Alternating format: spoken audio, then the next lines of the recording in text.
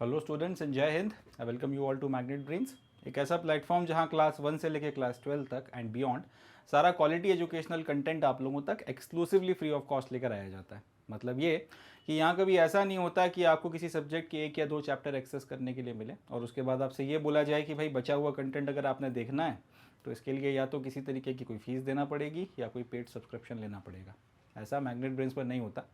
Magnet brains प्रतिबद्ध है आप लोगों तक सारा का सारा quality educational content exclusively free of cost लेकर आने के लिए, जिसकी मदद से आप लोग ना सिर्फ अपने एग्जामिनेशन में अच्छे से अच्छा परफॉर्म कर सकें बट साथ ही साथ आप लोग अपने करियर्स में अच्छा परफॉर्म कर सकें, अच्छे अच्छे पदों पर पहुँचें, अपने ड्रीम्स एंड अपने एम्बिशंस को चेस कर सकें और देश की तरक्की और उन्नति में आप लोग भी अपना एक कॉन्ट्रीब्यूशन दें, आपका भी अपना एक योगदान हो।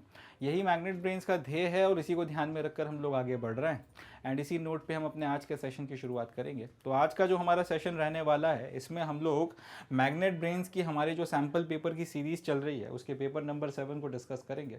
जैसा कि आप लोग जानते हैं कि सेशन 2022-23 के बोर्ड एग्जामिनेशन अब बहुत ज़्यादा दूर नहीं है और इन बोर्ड एग्जामिनेशन में आप अच्छे से अच्छा परफॉर्म कर सको इसके लिए मैग्नेट ब्रेन्स ने आप लोगों का सारा syllabus well on time complete करवाया है। मगर सिर्फ सिलेबस कंप्लीट करवा लेना भर जो है उतना ही काफ़ी नहीं होता है। उस सिलेबस के अनुसार अब जिस तरीके का क्वेश्चन पेपर आएगा उस पैटर्न के अनुसार, उस फॉर्मेट के अनुसार प्रैक्टिस करना भी उतना ही रेलेवेंट है, उतना ही इंपॉर्टेंट है। ये उसी तरह से है कि सिर्फ आपको ड्राइविंग आ गई उतना ही काफ़ी नहीं होता है। जिस ट्रैक पर आपको अल्टीमेटली फिर रेस करनी है उस ट्रैक के अनुसार आपको प्रैक्टिस भी करना पड़ेगी। जिस कार में अल्टीमेटली आप रेस करेंगे उस कार के अनुसार आपको प्रैक्टिस करना पड़ेगी, तब आप अपना बेस्ट दे पाएंगे, तब आप जो है उस पर्टिकुलर चीज़ में एक्सेल कर पाएंगे। वही बात अपने एग्जामिनेशंस पर लागू होती है। तो सीबीएसई ने अपने जो सैम्पल पेपर हैं सेशन 2022-23 के जारी कर दिए थे। उन सैम्पल पेपर्स में या उन ब्लूप्रिंट्स में अपने को ये पता चला था कि हर एक जो अपना सब्जेक्ट है क्लास 12 का उसके किस तरीके से फाइनल एग्जाम का पेपर आने वाला है। उसी श्रृंखला में उसी चीज़ में अपने को जो हिस्ट्री के पेपर्स हैं उसके बारे में पता चला कि हिस्ट्री का जो क्वेश्चन पेपर होगा फाइनल एग्जामिनेशन में वो किस फॉर्मेट में या किस पैटर्न में आने वाला है। तो उस फॉर्मेट या उस पैटर्न के अनुसार मैग्नेट ब्रेन्स अब आपके लिए ये सैम्पल पेपर्स की सीरीज़ लेकर आया है जिसमें आपकी अच्छे से अच्छी प्रैक्टिस करवाई जा रही है ताकि आप अच्छे से अच्छा परफॉर्म कर सकें। तो इसी सीरीज़ का 7वां सैम्पल पेपर आज हम लोग लगाने वाले हैं और अब इसको हम लोग शुरू करते हैं। शुरू करने के पहले एक बात और मैं आप लोगों को बताना चाहूँगा कि मैग्नेट ब्रेन्स ने अपने सैम्पल पेपर्स क्लास 10th के लिए इस तरीके से बुक फॉर्मेट में लॉन्च कर दिए हैं और इसी तरीके से बहुत जल्दी क्लास 12th के लिए भी जो है सैम्पल पेपर्स लॉन्च होने वाले हैं। तो इनका बेनिफिट उठाने के लिए भी आपने मैग्नेट ब्रेन्स से जुड़े रहना है और जब ये क्लास 12 के सैम्पल पेपर बहुत जल्द जब आपको इस तरीके से एक्सेसिबल हो जाएं तो इनको भी लेना है, यूज़ करना है और अपने एग्जामिनेशन में की प्रिपरेशन में और 4 चांद लगाने। चलें अब शुरू करते हैं। सबसे पहले इस सैम्पल पेपर में हम लोग बातचीत करेंगे जो जनरल इंस्ट्रक्शंस हैं उसके बारे में। ये जनरल इंस्ट्रक्शंस पढ़ना इसलिए ज़रूरी है क्योंकि एग्जैक्टली वही जनरल इंस्ट्रक्शंस हैं जो आपको आपके फाइनल एग्जामिनेशन के क्वेश्चन पेपर में मिलने वाले हैं। एक बार जनरल इंस्ट्रक्शंस को देखकर हम लोग ये समझेंगे कि हमारा जो पूरा का पूरा क्वेश्चन पेपर है वो किस तरीके से शेप किया गया है, उसका स्ट्रक्चर क्या है, उसमें कितने क्वेश्चंस आने वाले हैं और कितने आपके सेक्शंस आने वाले हैं, किस तरीके से मार्किंग स्कीम वगैरह की गई है, कितनी वैरायटी के क्वेश्चंस पूछे जाएंगे, वो सारी चीज़ें हमको जनरल इंस्ट्रक्शंस पढ़कर देखने को मिलेंगी। इसके बाद में फिर हम लोग अपनी स्ट्रैटेजी के बारे में बातचीत करेंगे कि किस तरीके से हमको इस क्वेश्चन पेपर को अटेम्प्ट करना है और क्या हमारे डूज होने चाहिए, क्या डोंट्स होने चाहिए और उसके बाद फाइनली हम लोग इस क्वेश्चन पेपर को सॉल्व करना शुरू कर देंगे। तो सबसे पहले अब जनरल इंस्ट्रक्शंस वगैरह पढ़ना शुरू करते हैं। देखिए पहली चीज़ जो अपने को देखनी है कि मैक्सिमम मार्क्स कितने हैं और मैक्सिमम ये पेपर आपको करने के लिए टाइम कितना मिल रहा है। तो मैक्सिमम मार्क्स जो आपको इस पेपर में अलॉट किए गए हैं वो हैं 80 मार्क्स। मैक्स टू मैक्स आपको यहाँ पर 80 मार्क्स जो हैं वो आ सकते हैं। 80 मार्क्स का ये अपना क्वेश्चन पेपर बनाया गया है। 80 मार्क्स का क्वेश्चन पेपर जो है वो या 80 मार्क्स का जो है मैक्सिमम आपका क्वेश्चन पेपर रहेगा। इस क्वेश्चन पेपर को सॉल्व करने के लिए जो टाइम आपको अलॉट किया गया है वो 3 घंटे का है। 3 घंटे आपको मिलेंगे या फिर यूँ बोलूँ कि 180 मिनट आपको मिलेंगे। 180 मिनट्स में 80 मार्क्स के इस या मैक्सिमम 80 मार्क्स के इस क्वेश्चन पेपर को आपको करना है। चलें अब इंस्ट्रक्शंस देखते हैं। सबसे पहला the question paper comprises 5 sections A, B, C, D and E। ये जो क्वेश्चन पेपर है इसमें कुल मिलाकर 5 सेक्शंस आने वाले हैं, यानी कि आपका जो पूरा का पूरा क्वेश्चन पेपर है 5 सेक्शंस में डिवाइडेड रहेगा। There are 34 questions in the question paper all questions are compulsory. और इन 5 सेक्शंस में कुल मिलाकर टोटल जितने क्वेश्चंस आएंगे, यानी कि कुछ सेक्शन ए में कुछ क्वेश्चन, सेक्शन बी में कुछ, सेक्शन सी, सेक्शन डी और सेक्शन ई में कुछ क्वेश्चंस, इनका जो सम टोटल रहेगा वो रहेगा 34। कुल मिला के इन सारे सेक्शंस के में जितने क्वेश्चंस आ रहे हैं सबको आप जोड़ दो तो 34 सवाल जो हैं आपसे कुल मिलाकर इस क्वेश्चन पेपर में पूछे जाएंगे। और सारे के सारे जो क्वेश्चंस हैं वो कंपलसरी हैं। इंपॉर्टेंट है, याद रखिएगा, सारे के सारे जो क्वेश्चंस हैं वो कंपलसरी हैं। कई बार क्या होता है कि आपको क्वेश्चन पेपर्स में ओवरऑल चॉइस दी रहती है कि भाई 35 क्वेश्चंस हैं तो आप 30 क्वेश्चंस कर दीजिए, या 34 क्वेश्चंस हैं तो आप 32 क्वेश्चंस कर दीजिए, 25 सवाल हैं तो आप 5 क्वेश्चन छोड़ने का आपके पास में राइट है और कोई भी आप 20 सवाल कर दीजिए। इस पेपर में इस तरीके का कोई भी राइट, इस तरीके की कोई भी आपको छूट या रियायत नहीं दी गई है, याद रखना है। 34 सवाल पूछे गए हैं, ये 34 क्वेश्चंस डिस्ट्रीब्यूटेड हैं 5 सेक्शंस में, और ये सारे के सारे सवाल आपने करने ही करने हैं। ये मैक्सिमम, ये इसमें मतलब ये नहीं है कि अपन 34 में से 32 क्वेश्चन कराए या फिर अपन ने 30 क्वेश्चंस कर दिए आउट ऑफ 34, ये नहीं है। यहाँ पर ये 34 के 34 क्वेश्चंस जो हैं आपने करना है। 5 सेक्शंस में ये डिवाइडेड 34 क्वेश्चंस आपको पूरे लगाने हैं, सारे के सारे कंपलसरी हैं। पहली बात जो अपने को याद रखनी है, मतलब ये कि फाइनल एग्जामिनेशन का क्वेश्चन पेपर जब हम लोग खोलने के पहले हमें ये बात पता है कि 34 क्वेश्चंस कुल मिलाकर अपने सामने वहां पर आने वाले हैं। 34 क्वेश्चंस अपने को फेस करने हैं। अब ये 5 सेक्शंस में डिवाइडेड हैं, तो उसमें सबसे पहला सेक्शन है section number A. Section A, question number 1 to question number 21 are of 1 marks each, यानी कि सेक्शन ए में आपको कितने सवाल देखने के लिए मिलने वाले हैं? सेक्शन ए में आपको 21 क्वेश्चंस देखने के लिए मिलने वाले हैं। और ये जो 21 क्वेश्चंस हैं वो किस तरीके के क्वेश्चंस रहने वाले हैं, किस वैरायटी के क्वेश्चंस रहने वाले हैं? तो ये रहने वाले हैं मल्टीपल चॉइस क्वेश्चंस, ये सारे के सारे एमसीक्यूज रहने वाले हैं। और हर एक क्वेश्चन करने के लिए आपको 1 मार्क मिलेगा। 21 सवाल पूछे गए, हर एक क्वेश्चन सही करने के लिए 1 मार्क मिलेगा। तो कुल मिला के अपना ये सेक्शन कितने मार्क्स का हो गया? 21 मार्क्स का हो गया। याद रखिएगा इस बात को कि अपने पहले सेक्शन में, जिसका नाम सेक्शन ए है, अपने को 21 सवाल देखने के लिए मिलेंगे सैंपल पेपर में भी, और जो फाइनल एग्जामिनेशन अपना होने वाला है उसमें भी 21 सवाल जो हैं आने वाले हैं। और ये सारे के सारे जो क्वेश्चंस हैं वो एमसीक्यू रहने वाले हैं, और हर एक एमसीक्यू जो है वो 1 मार्क का रहेगा। तो 21 सवाल, हर एक क्वेश्चन 1 मार्क का। अगर आपने सारे के सारे सही कर दिए तो सेक्शन ए जो है आपको 21 मार्क्स जो है वो देगा। अब अगला जो सेक्शन है वो है आपका section number B. Section number B में कुल मिलाकर 6 सवाल पूछे गए, और क्वेश्चन नंबर 22 से लेकर 27 तक। ये किस तरीके के क्वेश्चंस हैं? ये शॉर्ट आंसर टाइप क्वेश्चंस रहने वाले हैं। शॉर्ट में आपको इनका आंसर देना है। कितने शॉर्ट में? Max to max 60 to 80 words में, यानी कि ज्यादा से ज्यादा 6 से 8 लाइनें आपको इन क्वेश्चंस के आंसर्स के जवाब में लिखनी है, इससे ज्यादा नहीं लिखनी है। अब अगर आपने इस शॉर्ट आंसर टाइप क्वेश्चंस में अगर 2 पेज भर दिए, और अगर आप ये सोचेंगे कि ये बहुत बड़ा काम अपन ने कर दिया, अपने को 3 में से पूरे 3 नंबर क्वेश्चन के लिए मिल जाएंगे, तो यहाँ पर आपने नुकसान कर लिया, अपने पैरों पे कुल्हाड़ी मार ली है। वर्ड लिमिट एक्सीड करने के चलते आपके मार्क्स वगैरह यहाँ पर कट जाएंगे। तो याद रखिएगा 6 सवाल सेक्शन बी में है, question number 22 to question number 27। Short answer type questions हैं, यानी कि 60 से 80 वर्ड्स में, या फिर 6 से 8 लाइनों में आपको इसका जवाब देना है। और हर एक सवाल जो है वो 3 मार्क्स का है। तो कुल मिलाकर 6 आपके क्वेश्चन हो गए, और हर एक क्वेश्चन आपका 3 मार्क का हो गया। तो मैक्सिमम अपने कितने मार्क्स हो गए? 18 मार्क्स जो हैं इसके हो गए। मैक्सिमम 18 मार्क्स जो हैं इस पर्टिकुलर सेक्शन में आपको देखने के लिए मिलेंगे। तीसरा जो आपका सेक्शन आता है वो आता है section number C. Section number C में अपने को 3 सवाल देखने के लिए मिलने हैं, question number 28, question number 29 and question number 30। अब ये जो 3 आपके क्वेश्चंस हैं ये लॉन्ग आंसर टाइप क्वेश्चंस रहने वाले हैं, यानी कि मैक्स टू मैक्स अगर आप इनका जवाब दो तो 300 से 350 शब्दों में या 30 से 35 लाइनों में आप इसका जवाब दे सकते हो। दूसरे शब्दों में 1 पेज, उसका आगे वाला पूरा हिस्सा और उसका पीछे वाला पूरा हिस्सा, इतना आप मैक्स टू मैक्स भर दीजिए। और उसमें 1-2 लाइनें अगर और ऊपर नीचे हो जाती हैं तो ठीक है, इससे ज्यादा मगर अपने को नहीं देना। और हर एक सवाल जो है वो 8 मार्क का है। मतलब कुल मिला के इस सेक्शन में 3 अपने को क्वेश्चंस करने हैं, हर एक क्वेश्चन 8 मार्क का है, यानी कि मैक्सिमम यहाँ पे कितने मार्क्स अपने को मिलेंगे? मैक्सिमम अपने को यहाँ पे 24 मार्क्स जो है उतने मिलने हैं। याद रखिएगा इस बात को, 3 सवाल अपने को इस सेक्शन में सॉल्व करने हैं, हर एक क्वेश्चन के मैक्सिमम 8 मार्क्स है। ज्यादा से ज्यादा आपको 300 से 350 शब्दों में इस अपने जो सवाल का जवाब है वो कर खत्म करना है। चले, तो ये हो गया अपना सेक्शन नंबर सी। अगला देखते हैं सेक्शन नंबर डी। इसमें भी अपने को 3 सवाल देखने को मिलेंगे। किस तरीके के क्वेश्चंस रहने वाले हैं? ये रहने वाले हैं आपके सोर्स बेस्ड क्वेश्चंस, और हर एक क्वेश्चन आपका 3 मार्क का है। मतलब यहां पर भी मैक्सिमम मार्क्स कितने हो गए? 3 सवाल, हर एक सवाल 4 मार्क का, कुल मिला के आपको 12 मार्क्स यहां पे देखने के लिए मिलेंगे। और सोर्स बेस्ड क्वेश्चंस हैं, इसका मतलब क्या हो गया?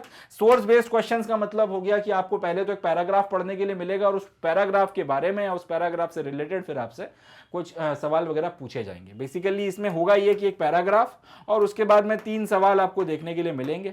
एक सवाल 1 मार्क का, एक सवाल सेकंड सवाल भी 1 मार्क का और दूसरा सवाल जो है फिर वो 2 मार्क का रहेगा। इस तरीके से 1 मार्क और 2 मार्क, तो कुल मिलाकर ये सब सम टोटल जो है वो आपका 4 मार्क्स का बन जाएगा। याद रखिएगा इस बात को। तो इस तरीके से अपने को यहाँ पर 3 सवाल सॉल्व करने हैं और तीनों सवाल जो है 4-4 मार्क के हैं, तो मैक्सिमम 12 मार्क्स ये हो गए। और आखिरी सवाल जो रहेगा वो रहेगा सेक्शन नंबर ई में, वो है क्वेश्चन नंबर 34 और वो रहने वाला है मैप बेस्ड क्वेश्चन। 5 मार्क का एक क्वेश्चन आएगा।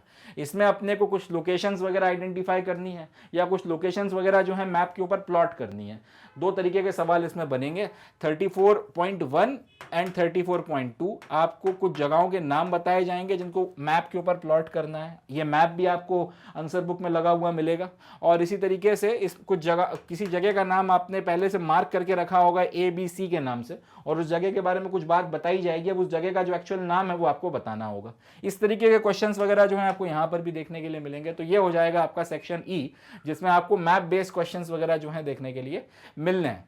तो इस तरीके से अपने ये 34 क्वेश्चंस इन 5 सेक्शंस में डिवाइडेड हैं। एक बार फिर से देख लेते हैं। सेक्शन ए में अपने को एमसीक्यू देखने के लिए मिलने हैं 21 क्वेश्चंस। सेक्शन बी में अपने को 6 क्वेश्चंस देखने के लिए मिलने हैं short answer type. Section C में अपने को 3 क्वेश्चंस देखने के लिए मिलने हैं long answer type. Section D में अपने को 3 क्वेश्चंस देखने के लिए मिलने हैं और ये हैं आपके सोर्स बेस्ड क्वेश्चंस। और सेक्शन ई में अपने को 1 क्वेश्चन देखने के लिए मिलना है और वो है आपका मैप बेस्ड क्वेश्चंस। इस तरीके से 34 क्वेश्चंस अपने होकर खत्म होते हैं। सारे के सारे क्वेश्चंस कंपलसरी हैं, कहने की जरूरत नहीं है। इट गोज विदाउट सेइंग कि सारे के सारे क्वेश्चंस अपने को कर आना है। और बाकी कहीं पे किसी क्वेश्चन में अगर आपको कहीं पे कुछ अगर इंस्ट्रक्शंस वगैरह एक्स्ट्रा दिए हैं तो उसी क्वेश्चन के साथ में लिखे हुए हैं। तो ये अपने इंस्ट्रक्शंस हैं जिसका अपने को ध्यान रखना है। इन इंस्ट्रक्शंस को पढ़ने का फायदा ये हुआ, अब अपने को पहले से पता है कि अपना जो क्वेश्चन पेपर आने वाला है 4 से 5 तरीके के जो है उसमें वैरायटी के क्वेश्चंस पूछे गए। किस क्वेश्चन में कितनी वर्ड लिमिट अपने को दी गई है ये बता दिया गया। किस क्वेश्चन के कितने मार्क्स हैं अपने को ये पता है। तो इन सारी बातों का फायदा उठा के हम लोग कर ये सकते हैं कि एक्चुअल एग्जामिनेशन में उतरने के पहले हम लोग अपनी प्रायोरिटी सेट कर सकते हैं और उस प्रायोरिटी के अकॉर्डिंग हम लोग अपनी पूरी स्ट्रैटेजी वगैरह प्लान कर सकते हैं। और फिर उस स्ट्रैटेजी के अनुसार अगर हम लोग चले तो मैक्सिमम से मैक्सिमम नंबर जो है हम लोग स्कोर कर जाएंगे। तो ये जो आपका सेक्शन है इसके जनरल इंस्ट्रक्शंस वगैरह को पढ़कर एक स्ट्रैटेजी हम लोगों ने इवॉल्व करी है। इस पर्टिकुलर स्ट्रैटेजी के अनुसार अगर अब आप क्वेश्चन पेपर को करते हैं तो आपको मैक्सिमम बेनिफिट मिलता है या मैक्सिमम बेनिफिट मिलेगा। आप मैक्सिमम से मैक्सिमम मार्क्स वगैरह फेच कर पाएंगे, कम से कम टाइम में अपने क्वेश्चन पेपर को कर पाएंगे एंड 1-2 बार रीचेक कर इंश्योर कर पाएंगे कि कहीं पे कोई अगर एरर वगैरह हो रहा है तो उसको भी रेक्टिफाई किया जा सके। अब वो क्या स्ट्रैटेजी है जिसकी मदद से या फिर वो क्या अप्रोच है जिसकी मदद से अपने को सैंपल पेपर या फिर अपना जो एक्चुअल क्वेश्चन पेपर आएगा उसको अपने को अटेम्प्ट करना है, वो अब हम लोग देखते हैं। चले उसके बारे में बात करते हैं। तो अप्रोच आपकी ये रहने वाली है कि सबसे पहले हम लोग सेक्शन ए सॉल्व करेंगे। सेक्शन ए में 21 सवाल हैं, सारे के सारे आपके एमसीक्यू हैं। 21 क्वेश्चंस हैं और सारे के सारे आपके एमसीक्यू हैं। इसका मतलब ये हुआ कि इनमें सही करने पर आपको 1 नंबर मिल जाएगा और गलत करने पे आपको 1 भी नंबर नहीं मिलेगा। जो अपना ह्यूमैनिटीज के सब्जेक्ट का सबसे बड़ा रोना होता है कि आप कितना भी अच्छा लिख कर आओ पूरे मार्क्स नहीं मिलते, वो नाटक यहाँ पर नहीं होगा। या तो आपको सवाल का सही जवाब आता है या फिर आपको सवाल का सही जवाब नहीं आता है। एमसीक्यू का मतलब क्या, क्वेश्चन है, 4 ऑप्शन है, कोई एक ऑप्शन सही है, सही ऑप्शन आपने बता दिया तो आपको 1 मार्क्स मिल जाएगा। इसका मतलब यहाँ पर आपके अच्छा आंसर लिखने के बाद में भी नंबर कट गया, उस तरीके का नाटक यहाँ पे नहीं होता। 21 सवाल हैं, 21 सवाल में हर एक क्वेश्चन करने का आपको 1 नंबर मिलेगा।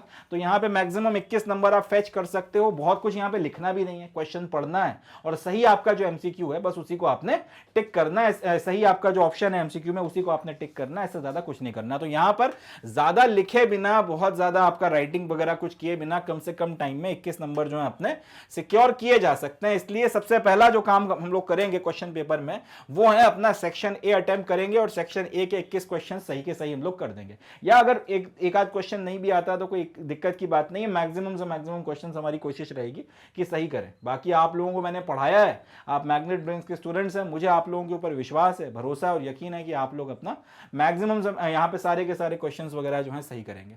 तो 21 क्वेश्चंस हम लोग यहाँ पर सही करेंगे और 21 नंबर हम लोग यहाँ पर गेन कर लेंगे। 21 नंबर अपने यहाँ पर पूरे पक्के हो जाएंगे। सेक्शन ए को करने के बाद में हम लोग जंप करेंगे डायरेक्टली सेक्शन ई की तरफ, आखिरी सेक्शन है और इसमें सिर्फ एक क्वेश्चन आपको करना है, और वो क्वेश्चन कैसा है, मैप बेस्ड क्वेश्चन है और 5 नंबर का क्वेश्चन है। बेसिकली 2 पार्ट्स इसमें आपको करने के लिए आएंगे, एक तो कुछ जगहों का नाम बताया गया, उन जगहों के नाम आपको मैप के ऊपर सही जगहों पे टिक करना है, दूसरा किसी जगह के नाम को ए बी सी इस तरीके के कैपिटल लेटर से जो है उन्होंने इंडिकेट किया होगा मैप के ऊपर, और हमको करना यह रहेगा कि हमको उस पर्टिकुलर वो जो आपका वो जो पर्टिकुलर जगह है उसके बारे में कुछ इंफॉर्मेशन दी जाएगी, उसके बेसिस पे जगह का नाम पहचान के उस अल्फाबेट की जगह पे हमको उस जगह का नाम लिखना होगा। इससे ज्यादा हमें कुछ नहीं करना। ये 2 मिनट में सॉल्व होने वाला क्वेश्चन है और ये भी आसानी से हो जाएगा, तो 5 नंबर आपके यहां पर भी पक्के हो गए। मतलब ये कि ये दोनों सेक्शंस करने में ज्यादा एक तो वक्त नहीं लगेगा और यहाँ पे मार्क्स वगैरह भी अपने पूरे आ रहे हैं, तो 26 नंबर जो है अपने सिक्योर हो जाएंगे, इसमें से एक भी नंबर जो है कटने का कोई चांस ही नहीं है। इसके बाद में फिर हम लोग जाएंगे सेक्शन नंबर सी की तरफ में। सेक्शन नंबर सी में 3 सवाल हैं और हर एक सवाल जो है 8 नंबर का, यानी कि मैक्सिमम यहाँ पे अपने को 24 मार्क्स मिलेंगे। मगर यहाँ पे फिर ह्यूमैनिटीज का रोना शुरू हो जाता है कि 8 नंबर का क्वेश्चन है तो कितना भी अच्छा लिखकर आ जाओ, एग्जामिनर 8 नंबर नहीं देगा। यहाँ लड़ाई अपनी यह है कि अपने को मैक्सिमम से मैक्सिमम नंबर जो है वो निकालने हैं, मैक्सिमम से मैक्सिमम नंबर अपने को फेच करने हैं। तो उसके लिए अब क्या किया जाए, उसके लिए इत्मीनान से, आराम से, तल्लीनता के साथ में अच्छे से अच्छा आंसर लिखना है, ताकि एग्जामिनर मजबूर हो जाए ज्यादा से ज्यादा नंबर देने के लिए और कम से कम नंबर काटने के लिए। इस बात का अपने को ध्यान रखना और इस बात को इंश्योर कराते हुए बड़ा इत्मीनान से मैं 24 के ऊपर स्टार लगा देता हूं कि यहां से मैक्सिमम नंबर जो है अपने को फेच करने हैं। आउट ऑफ 24 जितने मार्क्स आप निकाल सके उतना निकालने की कोशिश अपने को करनी है। एक बार जब ये आपने कर लिया, उसके बाद में फिर अब आपकी मर्जी है कि आप पहले सेक्शन बी करना चाहते हैं या फिर आप पहले सेक्शन डी करना चाहते हैं। कई लोग ये करते हैं, ये बोलते हैं कि अभी 8-8 नंबर के 3 सवाल लिखते लिखते हाथ दर्द कराएं या फिर 30-40 मिनट अपने आराम से अपन ने लिखा है तो थोड़ा सा रुक जाते हैं, तो उसके चलते कई लोग सेक्शन डी की तरफ में जाते हैं। कई लोग ये बोलते हैं कि लिखते लिखते यार एक बढ़िया मोमेंटम सेटअप हो गया, एक काम करते हैं पहले 6 क्वेश्चन भी लिख के खत्म करते हैं फिर सेक्शन डी की तरफ जाएंगे, तो वो लोग पहले सेक्शन बी की तरफ जाएंगे।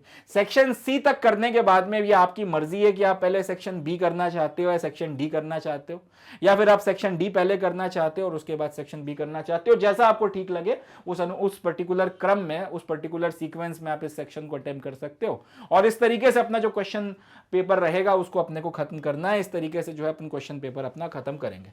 यहां पर भी 24, अब जो भी है आपके सेक्शन बी अगर आप लेट से पहले करते हैं तो आपके 3 क्वेश्चंस और 3 क्वेश्चंस में आपके 18 नंबर, पर फिर वही रोना कि 18 पूरे नहीं मिलने वाले, तो कोशिश यही रहेगी कि मैक्सिमम 18 में से जितने मार्क्स अपन फेच कर सके उतने, और फिर उसके बाद में आपका ये 3 क्वेश्चन सेक्शन नंबर डी के और हर एक क्वेश्चन 4 नंबर का, तो कुल मिलाकर यहां पर आपको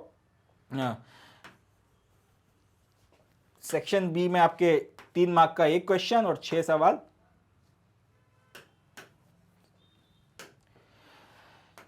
6 क्वेश्चंस और 3 नंबर का 1 क्वेश्चन, तो यहां पे आपके ये 18 मार्क्स। इसमें से भी अपनी कोशिश रहेगी कि मैक्सिमम से मैक्सिमम खींचे जाएं और 3 क्वेश्चन यहाँ पे और 4 मार्क का 1 क्वेश्चन, तो 12 मार्क्स। यहाँ पे भी अपनी कोशिश रहेगी कि मैक्सिमम से मैक्सिमम नंबर खींचे जाएं।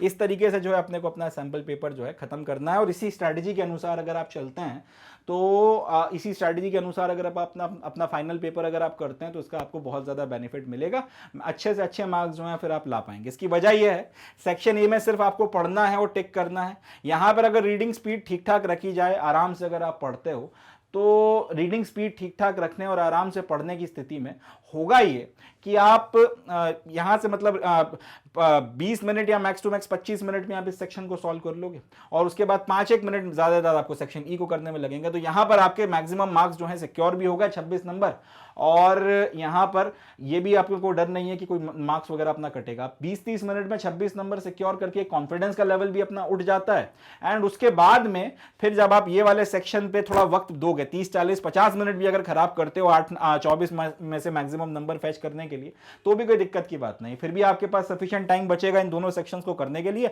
और उसके बाद भी अच्छा खासा वक्त बच जाएगा जिसमें आप अच्छे से एक बार जो है अपना क्वेश्चन पेपर वगैरह चेक कर सकते हो। तो ये जो है अपनी स्ट्रैटेजी रहने वाली है और इस पर्टिकुलर स्ट्रैटेजी के बेसिस पर अपन लोग इस क्वेश्चन पेपर को अटेम्प्ट करेंगे। चलें, तो अब अपन लोग क्वेश्चन पेपर करना शुरू करते हैं। सबसे पहले अपना जो सेक्शन रहेगा वो रहेगा सेक्शन नंबर ए। इसमें से मैक्सिमम 21 नंबर फेच करना है, सारे के सारे एमसीक्यू सही करने हैं। तो सबसे पहले हम लोग सेक्शन ए के साथ में शुरू करते हैं। चलें देखते हैं सर। तो सेक्शन ए का जो पहला क्वेश्चन है या फिर जो पहला एमसीक्यू है वो है, where is the famous Vitthal temple having its 56 carved pillars emitting musical notes located. अब अपने को ये बताना है कि वो प्रसिद्ध विट्ठल मंदिर जहाँ पर 56 पिलर्स या फिर 56 ऐसे कार्व्ड पिलर्स आपको देखने को मिलते हैं जिनमें से म्यूजिकल नोट्स वगैरह एमिट होते हैं, वो कहाँ पर स्थित है। अब अपने को ये बताना है। ऑप्शंस हैं, A Hampi, B Srirangam, C Bhadrachalam and D Belur. तो इसका जो सही जवाब है वो क्या रहने वाला है? इसका सही जवाब है कि ये जो टेम्पल है वो आपका हम्पी में सिचुएटेड है। यहाँ पर आपको इसमें से म्यूजिकल नोट्स वगैरह जो है निकलते हुए समझ में आते हैं। तो क्वेश्चन नंबर 1 का जो सही जवाब है वो हो जाएगा ऑप्शन नंबर ए हम्पी। चलें अगला क्वेश्चन देखते हैं। Who was enthroned 500 years ago in Vijayanagar? आज से 500 साल पहले विजयनगर में किसको जो है सत्ता पर बैठाया गया था या किसने जो है विजयनगर का सिंहासन संभाला था? ऑप्शंस हैं, राजा राया वन, दूसरा है हरिहरा वन, तीसरा है कृष्णदेव राया एंड चौथा है कुलुतुंगा वन। तो इसका जो सही जवाब है वो हो जाएगा ऑप्शन नंबर सी कृष्णदेव राय। कृष्णदेव राय साहब जो थे इनको 500 ईयर्स अगो, आज से अप्रॉक्सीमेटली, विजयनगर अंपायर के सिंहासन पर या तख्त पर बैठाया गया था। अगला है question number 3, the famous battle held in 1565 is. 1565 में एक बड़ी प्रमुख या फिर बड़ी प्रसिद्ध लड़ाई हुई थी, उस लड़ाई का नाम क्या था? अब अपने को ये बताना है। ऑप्शंस हैं, ए बैटल ऑफ तलईकोटा, दूसरा है फर्स्ट बैटल ऑफ पानीपत, तीसरा है बैटल ऑफ खनवा एंड चौथा है सेकेंड बैटल ऑफ पानीपत। तो इसका जो सही जवाब है वो है आपका option number A battle of Talikota. Battle of Talikota जो है 1565 में हुई थी और यहाँ पर विजयनगर अंपायर की हार हुई थी। आपकी जो तीनों सल्तनत वगैरह नीचे की तरफ बनी हुई थी डेक्कन के इलाके में, इनकी कंबाइंड आर्मीज के अगेंस्ट में, और यहाँ से विजयनगर अंपायर का डिस्लाइन अपने को देखने को मिलता है। पहली लड़ाई जो पानीपत की हुई थी वो हुई थी 1526 में, जब आपके बाबर ने आके यहाँ पर अपना इब्राहिम लोदी को हराया था और उसके बाद में उन्होंने अपना शासन स्थापित किया था, मुगल अंपायर वगैरह स्थापित किया था। खनवा भी उसके बाद की, और सेकंड बैटल ऑफ पानीपत तो खैर बहुत बाद में हुई थी, तो अकबर के टाइम पीरियड में हुई थी, अकबर और हेमू के बीच में। तो क्वेश्चन नंबर 3 का जो सही जवाब है वो है option number A battle of Talikota 1565 में हुई थी। अगला आता है, identify the picture and choose the correct option. अब ये फोटोग्राफ देखनी है और इस फोटोग्राफ को देखकर अपने को बताना है कि ये जो फोटोग्राफ में आपने को ये बिल्डिंग बताई गई है ये इसका नाम क्या है। तो करेक्ट ऑप्शन अपने को चूज करना है। 4 नाम अपने को बताएगा। ऑप्शंस हैं, ए बृहदेश्वरा टेम्पल, दूसरा है हजार राम टेम्पल, तीसरा है विरूपक्ष टेम्पल एंड चौथा है लोटस महल। तो ये जो बिल्डिंग है इसकी फोटोग्राफ आप लोग देख लें और बताएं इसका सही जवाब क्या होगा। Brihadeeswara temple, Hazara Rama temple, Virupaksha temple and lotus महल। इसका जो सही जवाब है वो है ऑप्शन नंबर डी लोटस महल। और यहाँ पर एक इंटरेस्टिंग बात है कि ये जो बिल्डिंग है इसको बोलने के लिए लोटस महल बोला जाता है, मगर ये नाम अंग्रेज़ों ने इस बिल्डिंग को दिया है। इसका जो शेप और इसका स्ट्रक्चर है इसको देखकर इसका एक्चुअल नाम क्या है एक तो हमें वो भी नहीं पता, और दूसरी बात ये हमें ये भी नहीं पता कि इस बिल्डिंग का इस्तेमाल किया था। अगर आप ध्यान से देखो तो इस बिल्डिंग में इंडो इस्लामिक आर्किटेक्चर का जो है कॉम्बिनेशन आपको देखने को मिलता है। दरवाज़ों में जिस तरीके से ऊपर की तरफ में यहाँ पर आपका आकृतियाँ वगैरह बनाई गई हैं वो आपको इस्लामिक आर्किटेक्चर का जो है आभास देती है, और इसके ऊपर जिस तरीके से ये जो शिखर वगैरह बनाया गया है ये इंडो आर्किटेक्चर वगैरह या फिर इंडियन आर्किटेक्चर जो हुआ करता था या है फॉर दैट मैटर आज भी, उसका जो है आपको आभास देता है। तो ये जो आपका ये जो पूरा का पूरा बिल्डिंग है ये इंडो इस्लामिक आर्किटेक्चर वगैरह में बनाई गई थी, मगर इसको जो नाम ये लोटस महल दिया गया है, इसको जब हम्पी को जब फिर से खोजा गया और इसका जब पूरा का पूरा आपने प्रिजर्वेशन किया उसके बाद में इसका नाम जो है लोटस महल रखा गया। एक्चुअल नाम इसका अपने को नहीं पता और ना ये पता है कि यहाँ पर काम क्या होता था, तो या फिर किस पर्टिकुलर चीज़ के लिए इसका इस्तेमाल किया जाता था। कुछ आंकलन है मगर सटीक हमको नहीं पता कि एग्जैक्टली इसका क्या काम था। क्वेश्चन नंबर 4 का सही जवाब है ऑप्शन नंबर डी। चलें लोटस महल। अगला देखते हैं question number 5, which Persian ambassador visited the Vijayanagar empire. अब हमको ये बताना है कि किस पर्शियन अंपायर ने जो है किस आपके पर्शियन एम्बेसडर ने विजयनगर अंपायर को विजिट किया था हम्पी, या जो उस वक्त में जो शहर का नाम भी विजयनगर हुआ करता था वो वहाँ पे घूमने गया था। ऑप्शंस हैं Domingo Paes, Niccolo de Conti, Abdul Razzaq, Duarte Barbosa. तो पर्शियन एम्बेसडर जो विजयनगर अंपायर घूमने गया था उसका नाम था उसका नाम था Abdul Razzaq. Option number C जो है वो सही जवाब हो जाएगा। और इसने जो विजयनगर शहर के बारे में अपना यात्रा वृत्तांत लिखा था, उस यात्रा वृत्तांत को पढ़कर हम्पी का जब रिकंस्ट्रक्शन किया गया, मतलब उसका जब पूरा उसको देखा गया जो रूइंस वगैरह हैं उसमें कौन सी चीज़ कहाँ जाती है, किस बिल्डिंग का क्या सेंस बनता था, तो वहाँ पर ये जो अब्दुल रज़ाक के जो आपके रिटर्न डॉक्यूमेंट्स आपको देखने को मिलते हैं उससे काफ़ी कुछ अपने को पता चलता है उस वक्त के विजयनगर शहर के बारे में, या फिर हम्पी के नाम से जिसको हम लोग जानते हैं। तो इनका जो डॉक्यूमेंट्स वगैरह हैं वो काफ़ी हमारे काम आए थे जब हमने इसके प्रिजर्वेशन वगैरह के ऊपर फोकस किया था और शहर को और ज़्यादा अच्छे से समझने की कोशिश की थी। चलें अगला देखते हैं, question number 6। Sayana the famous commentator of the Vedic text was patronised by. Sayana नाम का एक कमेंटेटर था जिसने वैदिक टेक्स्ट वगैरह के ऊपर काफ़ी अच्छी कमेंट्री करी है, काफ़ी अच्छी टीका टिप्पणी जो है वो आपने लिखी है। आप पूछा ये गया है कि वैदिक टेक्स्ट के ऊपर इस तरीके की जो आपकी टीका टिप्पणी करने वाले जो फेमस आपके कमेंटर हुआ करते थे जिनका नाम था सयाना, ये इनको पैट्रोनाइज किसने किया था, इनको जो है कुल मिलाकर इनको जो है अपने इस तरह से कह सकते हैं एम्प्लॉयमेंट वगैरह देना, या फिर इनको जो है किसने ज़्यादा आपका प्रोत्साहित किया था मॉनेटरीली, फाइनेंशियली और बाकी तरहों से हेल्प कर कर कि अपना काम वगैरह आगे बढ़ा सकते हैं। ऑप्शन है Paramara rulers, Satavahana rulers, Vakataka rulers and Vijayanagara rulers. तो इसका जो सही जवाब है वो है option number D, Vijayanagara rulers ने जो है इनको काफ़ी ज़्यादा प्रोत्साहन दिया था। अगला है question number 7। Who among the following assume the title of Kannada Raja Rama Ramana. इनमें से किसने जो है ये टाइटल अडॉप्ट किया था, क्या टाइटल था, कन्नड़ राजा राम रमन्ना रामना। ऑप्शंस हैं हरिहर 2, राम राजा देवराया 2, कृष्ण देव राया। तो इसका जो सही जवाब है वो है ऑप्शन नंबर डी, कृष्ण देव राय साहब ने जो है ये टाइटल वगैरह अज्यूम किया था। क्वेश्चन नंबर 7 का सही जवाब है ऑप्शन नंबर डी। अगला क्वेश्चन नंबर 8 आता है, which was the most common animal found in the pillars of the architecture of Vijayanagar empire. Vijayanagar empire के जो पिलर्स वगैरह हैं आर्किटेक्चर के, उनमें जब आप देखते हो तो कई सारी आकृतियां आपको देखने को मिलती हैं। अब इन सारी आकृतियों में कई सारे जानवरों की आकृतियां भी देखने को मिलती हैं। तो सवाल ये पूछा गया इन जानवरों की आकृतियों में सबसे ज्यादा जो कॉमन जानवर की आकृति आपको देखने को मिलती है वो कौन सा है। ऑप्शंस हैं ए बुल, दूसरा है बी यूनिकॉर्न, तीसरा है सी हॉर्स एंड चौथा है डी एलिफेंट। तो इसका जो सही जवाब है वो है ऑप्शन नंबर सी हॉर्स। घोड़ी की जो आकृति है आपको सबसे ज्यादा देखने को मिलती है विजयनगर अंपायर के जो पिलर्स वगैरह आर्किटेक्चर में देखने को मिलते हैं उसके ऊपर की गई कार्विंग्स वगैरह में। क्वेश्चन नंबर 8 का सही जवाब है ऑप्शन नंबर सी। अगला है question number 9। Who was responsible for the defeat of Vijayanagar in the Battle of Talaikota in 1565? तो मैंने आपको बताया था कि थोड़ी देर पहले इसके पहले क्वेश्चन आया था 1565 की में जो बैटल हुई थी, तो उसका नाम है तलईकोटा। तो उसमें विजयनगर अंपायर की हार हुई थी। अब सवाल यहाँ पे ये पूछा गया है कि जो तलईकोटा में जो फेमस बैटल हुई थी 1565 में, उसमें विजयनगर अंपायर की जो हार या डिफीट हुई थी जिसके बाद अल्टीमेटली विजयनगर अंपायर कहीं ना कहीं डिसलाइन की तरफ चला गया, उसके लिए रिस्पॉन्सिबल कौन था। ऑप्शंस हैं देव सिंह, दूसरा है आपका राम राया, तीसरा है हरिहर्ष 2 एंड चौथा है देवराया 1। तो इसका जो सही जवाब है वो है राम राया, क्योंकि इन्होंने अल्टीमेटली इस बैटल में जो है अपनी फोर्सेस को लीड किया था एंड यहां पर इनकी हार हुई थी। तो क्वेश्चन नंबर 9 का सही जवाब है ऑप्शन नंबर बी। अगला question number 10, identify the present day state of whom Vijayanagar city is a part of. आज की तारीख में जो विजयनगर शहर है, जिसको कई बार हम्पी के नाम से भी जाना जाता है, भारत के किस राज्य का जो है वो पार्ट है, हमको ये बताना है। ऑप्शंस हैं कर्नाटक, केरल, बिहार, तमिलनाडु। इसका सही जवाब है कर्नाटक। हम्पी जो है वो कर्नाटक में आपका तुंगभद्रा नदी के किनारे जो है सिचुएटेड है। क्वेश्चन नंबर 10 का सही जवाब हो जाएगा ऑप्शन नंबर ए। चलें अगला देखते हैं क्वेश्चन नंबर 11।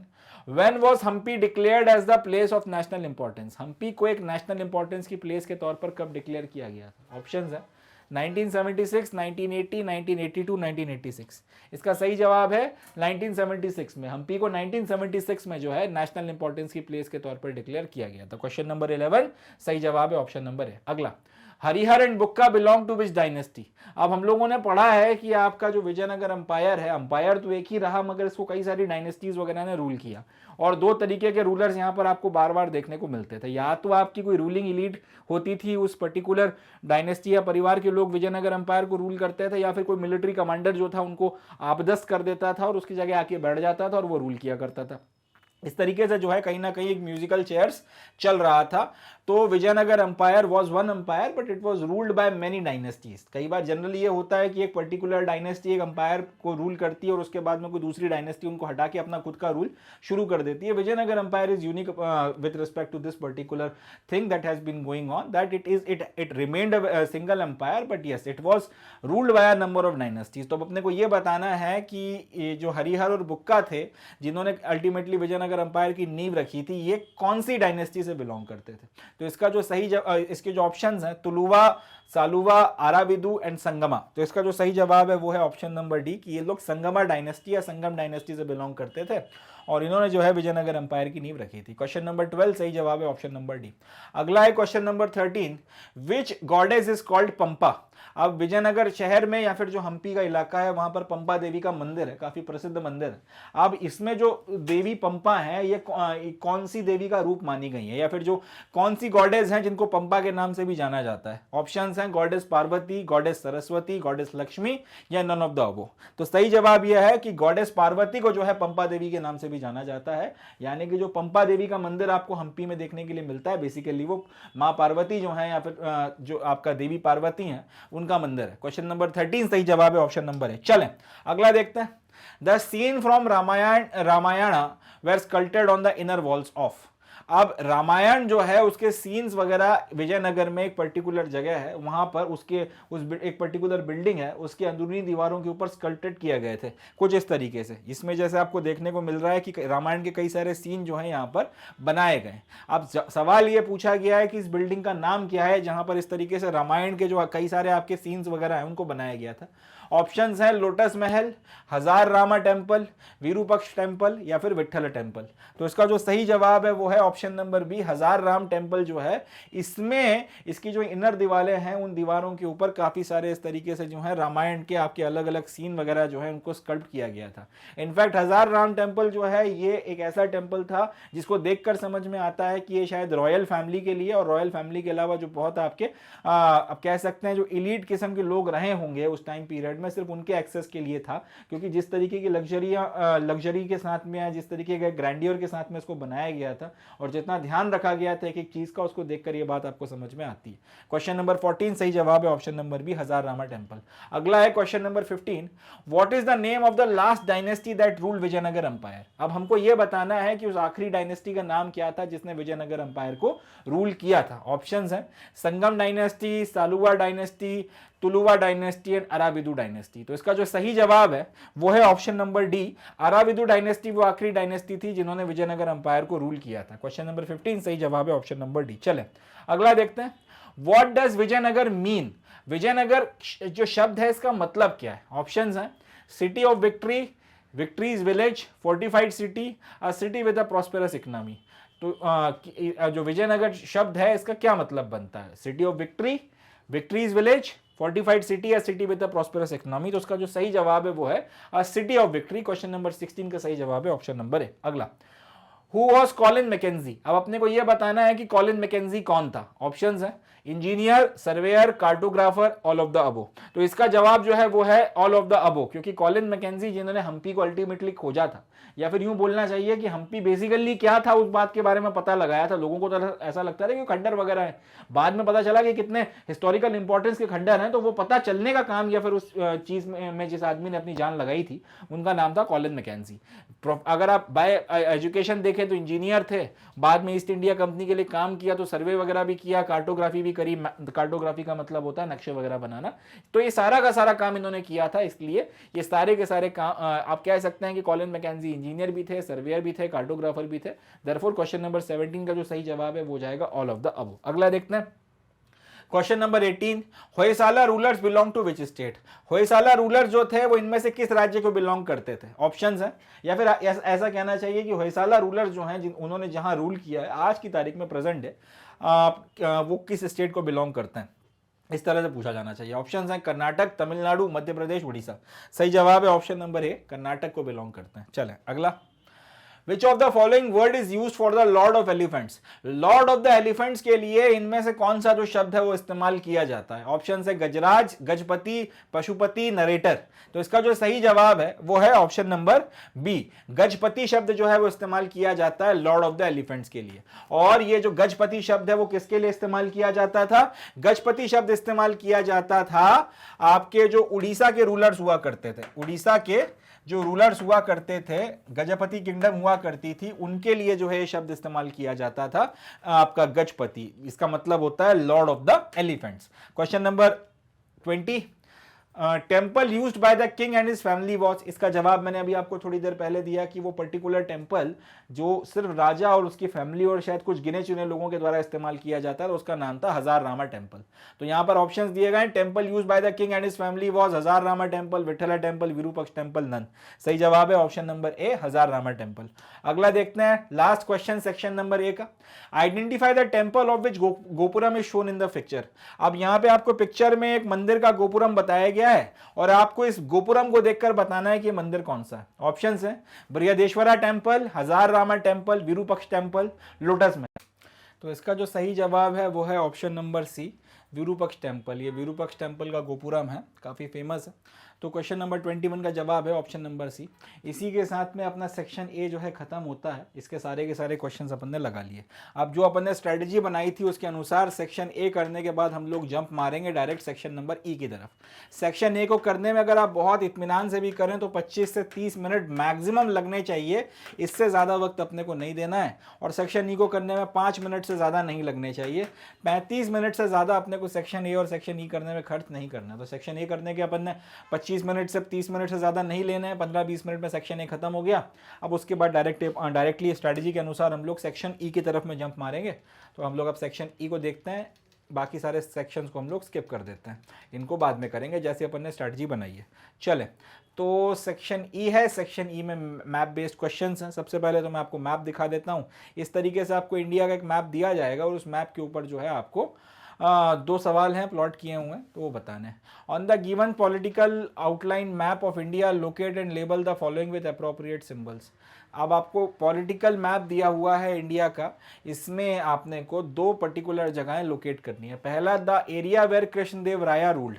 पहले अपने को वो एरिया बताना है जहाँ पे कृष्णदेव राय साहब ने रूल किया था। तो कृष्णदेव राय ने लगभग इतने इलाके को जो है अपने कब्जे में ले लिया था। पूरा आपका जो साउथ इंडिया था, लिटरली साउथ की जो पूरी पेनिनसुला थी वो विजयनगर एम्पायर के कंट्रोल में आ गई थी। तो इतना एरिया जो है कृष्णदेव राय ने वहाँ इतने इलाके पर रूल किया है। चले, तो ये जो है आपके पहले सवाल का जवाब हो गया। इस तरीके से जो है आपने शेड करके बता दिया। इंडिया का मैप है, उसका जो ये नीचे का आपका पेनिनसुला का इलाका है वो सारा का सारा जो है कृष्णदेव राय के अंपायर में आता था। पूरा श्रीलंका जो है उनको ट्रिब्यूट्स वगैरह पे किया करता था। तो इस तरीके से इसको शेड करके अपने को बताना है। एक दूसरा, on the same map mark the following Mysore and Thanjavur. अब इसी मैप के ऊपर 2 पॉइंट्स और मार्क करने हैं। एक आपने को मार्क करना है मैसूर और दूसरा है आपका तंजावुर। तो मैसूर यहां पे पड़ता है, इसको आपने मार्क करके इसका नाम लिख दिया, और दूसरा तंजावुर, उसको मार्क करके इसका नाम लिख दिया। मैसूर भी जो है इनकी टेरिटरी का हिस्सा था और तंजावुर जो तमिलनाडु में आज की तारीख में वो भी इनकी टेरिटरी का इलाका था। इस तरीके से दोनों सवालों का जवाब देके अपना सेक्शन नंबर ई भी जो है 2 मिनट के अंदर खत्म हो गया। 5 नंबर यहाँ पे भी अपनी झोली में आ गए। तो सेक्शन ए करने के अपने 21 नंबर और उसके बाद में सेक्शन ई करने के अपने 5 नंबर। इसमें कुछ अपने को ना तो लिखना पड़ा, पहली चीज, ना कोई बहुत ज्यादा अपने को राइटिंग का काम करना है, ना कुछ और करना है। यहाँ पे बेसिकली हमने क्या किया है, हमने यहाँ पर सिर्फ रीड किया है और एक सही ऑप्शन को टिक किया है, और दूसरा पढ़कर हमने मैप पर किसी जगह को या तो ट्रेस किया, शेड बनाया है, या फिर 2-1 जगहों का जो है नाम सही पॉइंट करके उसको लिख दिया। इससे ज़्यादा कुछ नहीं किया। और ये करने के हमको 26 मार्क्स जो हैं मिल गए हैं। 26 नंबर। अब इसमें से कोई हमारे मार्क्स काट नहीं सकता। तो सेक्शन ए हो गया, सेक्शन ई हो गया।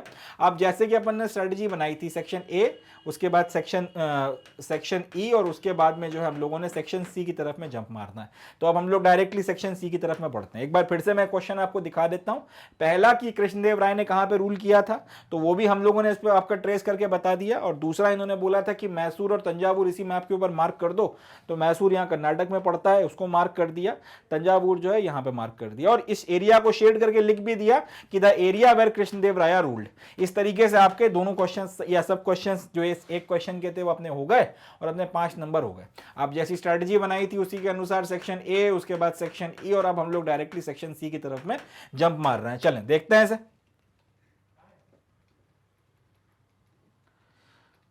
तो यहां हम लोग आ गए सेक्शन नंबर सी की तरफ, और सेक्शन सी में हमसे पूछे गए लॉन्ग आंसर टाइप क्वेश्चंस। तो लॉन्ग आंसर क्वेश्चंस वगैरह हैं, अब इनको हमको डील करना है। अब लॉन्ग आंसर टाइप क्वेश्चंस करने के पहले थोड़ा सा हम लोग बातचीत करेंगे इस बारे में कि ये जो आंसर राइटिंग है अपने को करनी कैसे है, आंसर राइटिंग की अपनी क्या स्ट्रैटेजी रहनी चाहिए, आंसर राइटिंग में अपने को किन बातों का ध्यान रखना है। तो थोड़ा सा पहले उसके बारे में बातचीत कर लेते हैं, उसके बाद में फिर हम लोग ये लॉन्ग आंसर टाइप क्वेश्चंस वगैरह करेंगे। अप्रोच अपन ने देखी ली थी। आंसर राइटिंग में देखिए सबसे पहली चीज जिसका अपने को ध्यान रखना है कि आपको हेडिंग्स के साथ में लिखना है और आपको पॉइंट्स में लिखना है। Right with headings and right in points. मतलब ये कि कोई भी अपने को अगर जवाब देना है तो कोशिश अपन करेंगे कि कोई हेडिंग वगैरह बना दी जाए, हाईलाइट कर दिया जाए, और उसके बाद जहां तक हो सके अपने को पॉइंट्स में लिखना है, या फिर ऐसा नहीं करना है कि बड़े बड़े पैराग्राफ्स बनाने, जहां तक हो सके अपने को शॉर्ट नोट्स बनाने हैं, अपने को जहां तक हो सके पॉइंट्स में लिखना है। एंड इसमें भी फिर जहां तक हो सके अपने को इंपॉर्टेंट फैक्ट्स वगैरह हो गए, इंपॉर्टेंट पॉइंट्स हो गए, वो अपने को हाईलाइट करने, और अगर कहीं पर अगर बना सकते हैं तो डायग्राम वगैरह भी बना देना। मगर जहां तक हो सके हमको इस चीज को मैंने बड़ा करके लिखा है, अवॉइड करना है पैराग्राफ में लिखना। पैराग्राफ राइटिंग जहां तक हो सके अपने को उसको अवॉइड करना है, जहां तक हो सके उससे बचना है, और हेडिंग्स के साथ में, पॉइंट्स के साथ में अपने को अपने सवालों का जवाब देना है। जितने भी इंपॉर्टेंट पॉइंट्स और फैक्ट्स आते हैं अपने को उन सारे इंपॉर्टेंट पॉइंट्स और फैक्ट्स वगैरह को हाईलाइट कर देना है। अब सवाल उठता है कि ऐसा क्यों करना है, क्यों हमको पैराग्राफ्स में लिखना नहीं है और क्यों हमको हेडिंग एंड पॉइंट्स के साथ में लिखना है। इसकी वजह है, देखिए होता क्या है, एग्जामिनर जो है वो एक एक्सपीरियंस टीचर है, इसमें कोई शक की बात नहीं है, मगर उसको हर एक कॉपी चेक करने के लिए पैसे मिल रहे हैं, और वो अपना एक पर्टिकुलर माइंडसेट बनाकर आता है कि 100, 150, 200 कॉपियां चेक कर जाऊंगा, पर कॉपी 10, 15, 20 रुपए जो भी मिलते हैं उसके अनुसार इतना इतना रुपया अपना बन जाएगा तो बेटर रहेगा। अब वो उसी पर्टिकुलर माइंडसेट के साथ में कॉपियां चेक कर रहा है, और क्योंकि एक्सपीरियंस टीचर है उसको समझ में आ जाता है पढ़ के कि कौन से सवाल में जो है दम है, किसमें नहीं है, एक ही जैसे सवालों के जवाब जो है मिल रहे हैं, तो एक माइंडसेट सा बन जाता है कि यार इस 5 नंबर का सवाल है तो इसमें अपने को 2.5 नंबर या 3 नंबर देना है, अनलेस अदरवाइज कि कोई बहुत ज्यादा एक्स्ट्रा ऑर्डिनरी आंसर अपने को देखने को ना मिले। अब यहां पर एक सवाल ये बनता है कि भाई एक सामने वाला जो अपनी मैक्सिमम कॉपियां चेक कर कर अगर वो मैक्सिमम कॉपियां चेक कर कर पैसे कमाने के मूड में है ज्यादा से ज्यादा, एंड वो एक सर्टेन सेट माइंडसेट के साथ में कॉपियां चेक कर रहा है कि जैसे जवाब आपके सामने उसके सामने आते चले जा रहे हैं, मैक्सिमम लोग जनरली पैराग्राफ्स में लिख रहे हैं। अब अगर उसी तरह से आप करोगे तो फिर वो आपको एक्सेप्शनली अच्छे मार्क्स क्यों देगा? अगर आप, क्योंकि पैराग्राफ्स के साथ में देखिए दिक्कत क्या होती है, पैराग्राफ्स का कंटेक्स्ट समझने के लिए उसे पूरा पढ़ना पड़ता है। वो ये कर रहा है कि इंपॉर्टेंट फैक्ट्स वगैरह देख रहा है, उसको दिख जाते हैं तो वो मार्क्स दे देता है एक सर्टेन और आगे बढ़ जाता है। अब आपने बहुत अच्छा जवाब बना के तैयार किया, 5 में से 4.5 या 4.75 मार्क्स मिलने चाहिए, मगर वो पैराग्राफ में लिखा है। उस पूरे पैराग्राफ को पढ़कर आपके सवाल की उत्कृष्टता को अप्रिशिएट करने के लिए पैराग्राफ पूरा पढ़ना पड़ेगा, तभी ये हो पाएगा। उतना वक्त उसके पास है नहीं। अब उसने पूरा पैराग्राफ नहीं पढ़ा, इधर उधर देखा, 2-4 इंपॉर्टेंट टर्म्स उसको दिख गए, उसने बोला हाँ ठीक है 3 के 3.5 नंबर दे दो, मगर जो 4.5 या 4.75 मार्क्स आउट ऑफ 5 के अनुसार का आपका जो जवाब था उतने मार्क्स फिर आपको नहीं मिलेंगे, और यहाँ पर आप नुकसान में आ जाएंगे, यहाँ पर आप मात खा जाएंगे। इसलिए कोशिश करिए कि हेडिंग्स पॉइंट्स में आप लिखें, क्योंकि हेडिंग्स पॉइंट्स में फिर आप ये है कि आप एक सरसरी निगाह भी अगर उसने मारी तो आपके सारे इंपॉर्टेंट फैक्ट्स एंड फिगर्स से उसकी नजर जाएगी, और वो समझ जाएगा प्रेजेंटेशन देखकर कि सामने वाला पढ़कर आया है। तो जो चीज अपनी डिफीट हो जाएगी पैराग्राफ में, वही चीज अपने को यहाँ पर जो है ज्यादा बेटर तरीके से हेल्प करेगी, प्लस उसको पढ़ने में या समझने में दिक्कत नहीं आएगी, तो वो अपनी तरफ से अच्छे मार्क्स फिर आपको देगा। इसलिए जहां तक हो सके अपने को पैराग्राफ में लिखने से बचना है, जहां तक हो सके हेडिंग्स में लिखना है, पॉइंट्स में लिखना है, और इंपॉर्टेंट फैक्ट्स वगैरह हाईलाइट कर देना है। तो ये जो है आंसर राइटिंग में कुछ बातों को अपने को ध्यान रखना है। चलें अब हम लोग लॉन्ग आंसर टाइप क्वेश्चंस वगैरह करना शुरू करते हैं, और इस पर्टिकुलर स्ट्रैटेजी के बेसिस पर हम लोग चलेंगे। चलें देखते हैं सर। तो लॉन्ग आंसर टाइप क्वेश्चंस में जो पहला क्वेश्चन हमको देखना है वो है, Vijayanagara was characterised by a distinct building style, support this statement with the sacred architecture examples of Vijayanagara. मतलब ये कि विजयनगर शहर की अगर बात की जाए, ये तो खैर आप लोगों में से काफियों को पता भी होगा, बट फिर भी बता देता हूँ कि विजयनगर अंपायर का नाम भी विजयनगर आता है, और विजयनगर अंपायर का जो कैपिटल था उसको भी विजयनगर के नाम से ही जाना जाता था, जिसको आज की तारीख में हम लोग हम्पी बोल रहे हैं। तो जब हम लोग बात करते हैं विजयनगर की, तो इस बात को स्पेसिफाई करना ज़रूरी होता है कि आप पूरे अंपायर की बात कर रहे हो या फिर आप उस शहर की बात कर रहे हो जो राजधानी हुआ करता था। तो यहाँ पर बातचीत की जा रही है उस शहर की जो विजयनगर अंपायर की राजधानी हुआ करता था, जिसका नाम भी विजयनगर ही था। तो क्वेश्चन है कि Vijayanagara was characterised by a distinct building style, यानी कि विजयनगर शहर में की जो कैरेक्टरिस्टिक थी या जो चारित्रिक विशेषता थी वो ये थी कि यहाँ पे खास तरीके की बिल्डिंग स्टाइल जो है आपको देखने को मिलती है। आपको ये स्टेटमेंट जो है इसको सपोर्ट करना है with the sacred architectural examples of Vijayanagara. मतलब ये कि अपने इस पर्टिकुलर स्टेटमेंट के सपोर्ट में जवाब लिखो, और एग्जाम्पल्स आप कहाँ से उठाओगे, जो सेक्रेड आर्किटेक्चर है यानी कि जो मंदिरों की और इस तरीके की जो पवित्र जो जगहें थी उनका जो आर्किटेक्चरल स्टाइल आपको विजयनगर शहर में देखने के लिए मिलता है, उसके एग्जाम्पल्स के साथ में स्टेटमेंट को आपको सपोर्ट करना है। इसी क्वेश्चन को घुमाकर पूछा जा सकता है, describe briefly about the buildings that survive and tell us about the way spaces were organised and used in Vijayanagara. तो अब यही क्वेश्चन जो है घुमाकर इस तरह से पूछा जा सकता है कि बिल्डिंग्स जो आपको विजयनगर शहर में मिली हैं जो सर्वाइव कर गई, तो उनके बारे में बात करनी है, और जिस तरीके से वहाँ पर जगह या फिर स्पेस वगैरह को ऑर्गेनाइज किया जाता था, बिल्डिंग्स वगैरह जिस तरह से वहाँ पर कंस्ट्रक्ट की जाती थी और इस्तेमाल की जाती थी, उसके बारे में जो है आपने कमेंट वगैरह करना है। तो इस सवाल का जो जवाब है वो इस तरह से बनेगा। अब ये विजयनगर जो शहर है उसकी कैरेक्टरिस्टिक देने के पहले दो एक लाइनों में जो हम लोग थोड़ा सा विजयनगर के बारे में बताएंगे, और उसके बाद में फिर अपना मेन पॉइंट जो है शुरू करेंगे कि विजयनगर अंपायर को दो भाइयों ने, जिनका नाम हरिहर और बुक्का था, उन्होंने 1336 में शुरू किया था, यानी कि 14th सेंचुरी में जो है इसकी स्थापना की थी, इसको फाउंड किया था। Vijayanagara kings competed with contemporary sultans of Deccan and Gajapati rulers of Orissa. अब विजयनगर अंपायर की जब शुरुआत हुई और उसके बाद से ही उनका जो कंपटीशन था जिन लोगों के साथ में, वो कौन कौन थे, एक तो उनके कंटेम्प्रेरी आपके जो दक्कन में सल्तनत वगैरह बनी थी, जिसको कई बार हम लोग डेक्कन सल्तनत भी बोलते हैं, उनके साथ में इनका कंपटीशन हुआ करता था। और दूसरा जो उड़ीसा में गजपति रूलर्स हुआ करते थे, उनके साथ में इनका जो है कंपटीशन हुआ करता था। Interaction with these states led to sharing of ideas specially in the fields of architecture. तो अब ऐसा भी नहीं था कि इनकी जो है हमेशा दुश्मनियां ही रहती थी, इनके बीच में इकोनॉमिक कंपटीशन भी था, मिलिट्री कंपटीशन भी था, और बाकी सारी चीज़ों का भी जो है कंपटीशन वगैरह हुआ करता था। तो ये जो रूलर्स थे आपके, जो डेक्कन सल्तनत हो गई या फिर आपका जो उड़ीसा के गजपति रूलर्स हो गए, इनके और विजयनगर अंपायर के बीच में जिस तरीके का कंपटीशन था, जिस तरीके का एक कोएग्जिस्टेंस इनके बीच में था, उसके चलते हुआ ये कि इन स्टेट्स के बीच में कई सारी चीज़ों की इंटरमिंगलिंग हुई, कई सारी चीज़ों की शेयरिंग हुई, जिसमें आपके आइडियाज़ की शेयरिंग हो गई, आपकी नॉलेज की शेयरिंग हुई, कल्चर की शेयरिंग हुई, और खास तौर पे आर्किटेक्चर की फील्ड में आपको ये चीज़ बहुत अच्छे से जो है देखने को मिलती है। अब इस तरह से अपन ने एक भूमिका बांध दी, दो एक लाइनों में या 3-4 लाइनों में हमने ये बता दिया कि विजयनगर अंपायर की स्थापना किसने करी है, हमें ये भी पता है। हमें ये भी पता है कि विजयनगर अंपायर के आसपास कौन कौन लोग हुआ करते हैं, तो उनके साथ में किस तरीके के रिश्ते नाते चल रहे थे। और ये जो डिस्टिंक्ट आर्किटेक्चरल स्टाइल जिसके ऊपर सवाल पूछा गया है, वो डिस्टिंक्ट आर्किटेक्चरल स्टाइल डेवलप होने के पीछे की वजूहत भी हमने एक लाइन में बता दी। इतना जो हमने जो अभी तक जवाब लिखा है, ये एक अच्छी भूमिका बनती है, एक अच्छा इंट्रोडक्शन बनता है, जिससे सामने वाले के ऊपर एक प्रभाव पड़ जाएगा कि हाँ, ये सामने वाला जो व्यक्ति जो जवाब लिख रहा है, जो आप ये पढ़कर आया है, ये सही तरीके से जो है नॉलेज वगैरह को रखता है। सिर्फ मतलब कहीं का एक सिर्फ मतलब बिगाड़ टालने के लिए जो है answer, long answer type question है, सिर्फ बड़ा करने के लिए अननेसेसरी बकवास नहीं कर रहा है। चले आगे, अब हम लोग अपने मेन पॉइंट पर आते हैं कि जो विजयनगर अंपायर की बिल्डिंग स्टाइल थी वो किस तरीके से थी। तो उसमें आप एक हेडिंग बनाइए, the building style of Vijayanagar is discussed below. The great ruler of Vijayanagar Krishnadeva Raya developed the kingdom by establishing some fine temples and adding impressive gopurams to many important south Indian temples. He also founded a suburban township Nagalapuram named after his mother. मतलब यह कि Vijayanagar empire के एक सबसे great ruler जो हुए हैं, जिनका नाम है कृष्णदेव राय, इन्होंने अपनी किंगडम को डेवलप तो किया ही किया, बट साथ ही साथ उन्होंने बहुत से फाइन टेम्पल्स और बड़े टेम्पल्स वगैरह बनाए जो बहुत खूबसूरत हुआ करते थे, और उनके टाइम पीरियड से पहले के जो एग्जिस्टिंग टेम्पल्स हुआ करते थे उनमें बड़े इंप्रेसिव किस्म के गोपुरम वगैरह जो हैं उनको बनवाया। बहुत सारे जो इस तरीके से इंप्रेसिव साउथ इंडियन टेम्पल्स एक तो उन्होंने खुद भी बनवाया, और जो पहले के एक्सिस्टिंग टेम्पल्स हैं उस पर भी विजयनगर अंपायर ने गोपुरम्स वगैरह जो है ऐड करवाकर अपनी एक छाप छोड़ी। साथ ही साथ उन्होंने हम्पी के पास में ही या फिर विजयनगर के पास में ही एक सब अर्बन टाउनशिप भी डेवलप करी, जिसको नागलापुरम बोला जाता था, और ये नाम उन्होंने अपनी माता जी के नाम पर जो है इस जगह को दिया था। आगे बढ़ते हैं। Foreign travelers were greatly impressed by the fortification of the capital. The forts was entered through well-guarded gates, which linked the city to major roads. The architecture of the gateways was influenced by the Turkish architecture.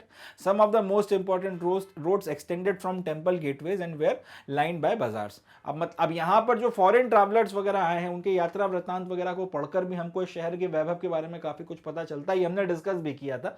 तो उसी से एक line आप उठा सकते हैं कि जो फॉरेन ट्रैवलर्स आए थे वो बड़ा ग्रेटली इंप्रेस हुए थे जो शहर के चारों तरफ फोर्टिफिकेशन या फिर किलेबंदी की गई थी उससे। अब ये जो फोर्ट थे चारों तरफ से वेल गार्डेड थे, गार्ड्स वगैरह जो है इनको गार्ड किया करते थे, और ये इन फोर्ट्स के अंदर जो आपके अंदर से जो आपके रोड्स वगैरह जाते थे वो शहर के अलग अलग इलाकों को आपका जो है कनेक्ट किया करते थे। अब ये जो पूरे के पूरे आपके गेट्स वगैरह बनाए गए हैं, जो गेटवे जिनके थ्रू आप अंदर एंटर करते थे, ये टर्किश आर्किटेक्चर से काफी हद तक इन्फ्लुएंस था। और मैक्सिमम इंपॉर्टेंट रोड जो है वो जनरली मंदिरों की तरफ आपको लेकर जाती थी, या फिर मंदिरों से जो इंपॉर्टेंट गेट्स वगैरह या जो रोड्स वगैरह शुरू हुआ करती थी वो आपके शहर के अलग अलग इलाकों की तरफ जाया करती थी और अलग अलग पोर्शंस के साथ में या शहर के अलग अलग हिस्सों के साथ में आपको ऐड किया करती थी। एंड मैक्सिमम जितनी भी रोड्स वगैरह हुआ करती थी इनके दोनों तरफ अपना बाजार लगा करता था। The style of raya gopurams और royal gateways were the symbol of the powers of the Kings.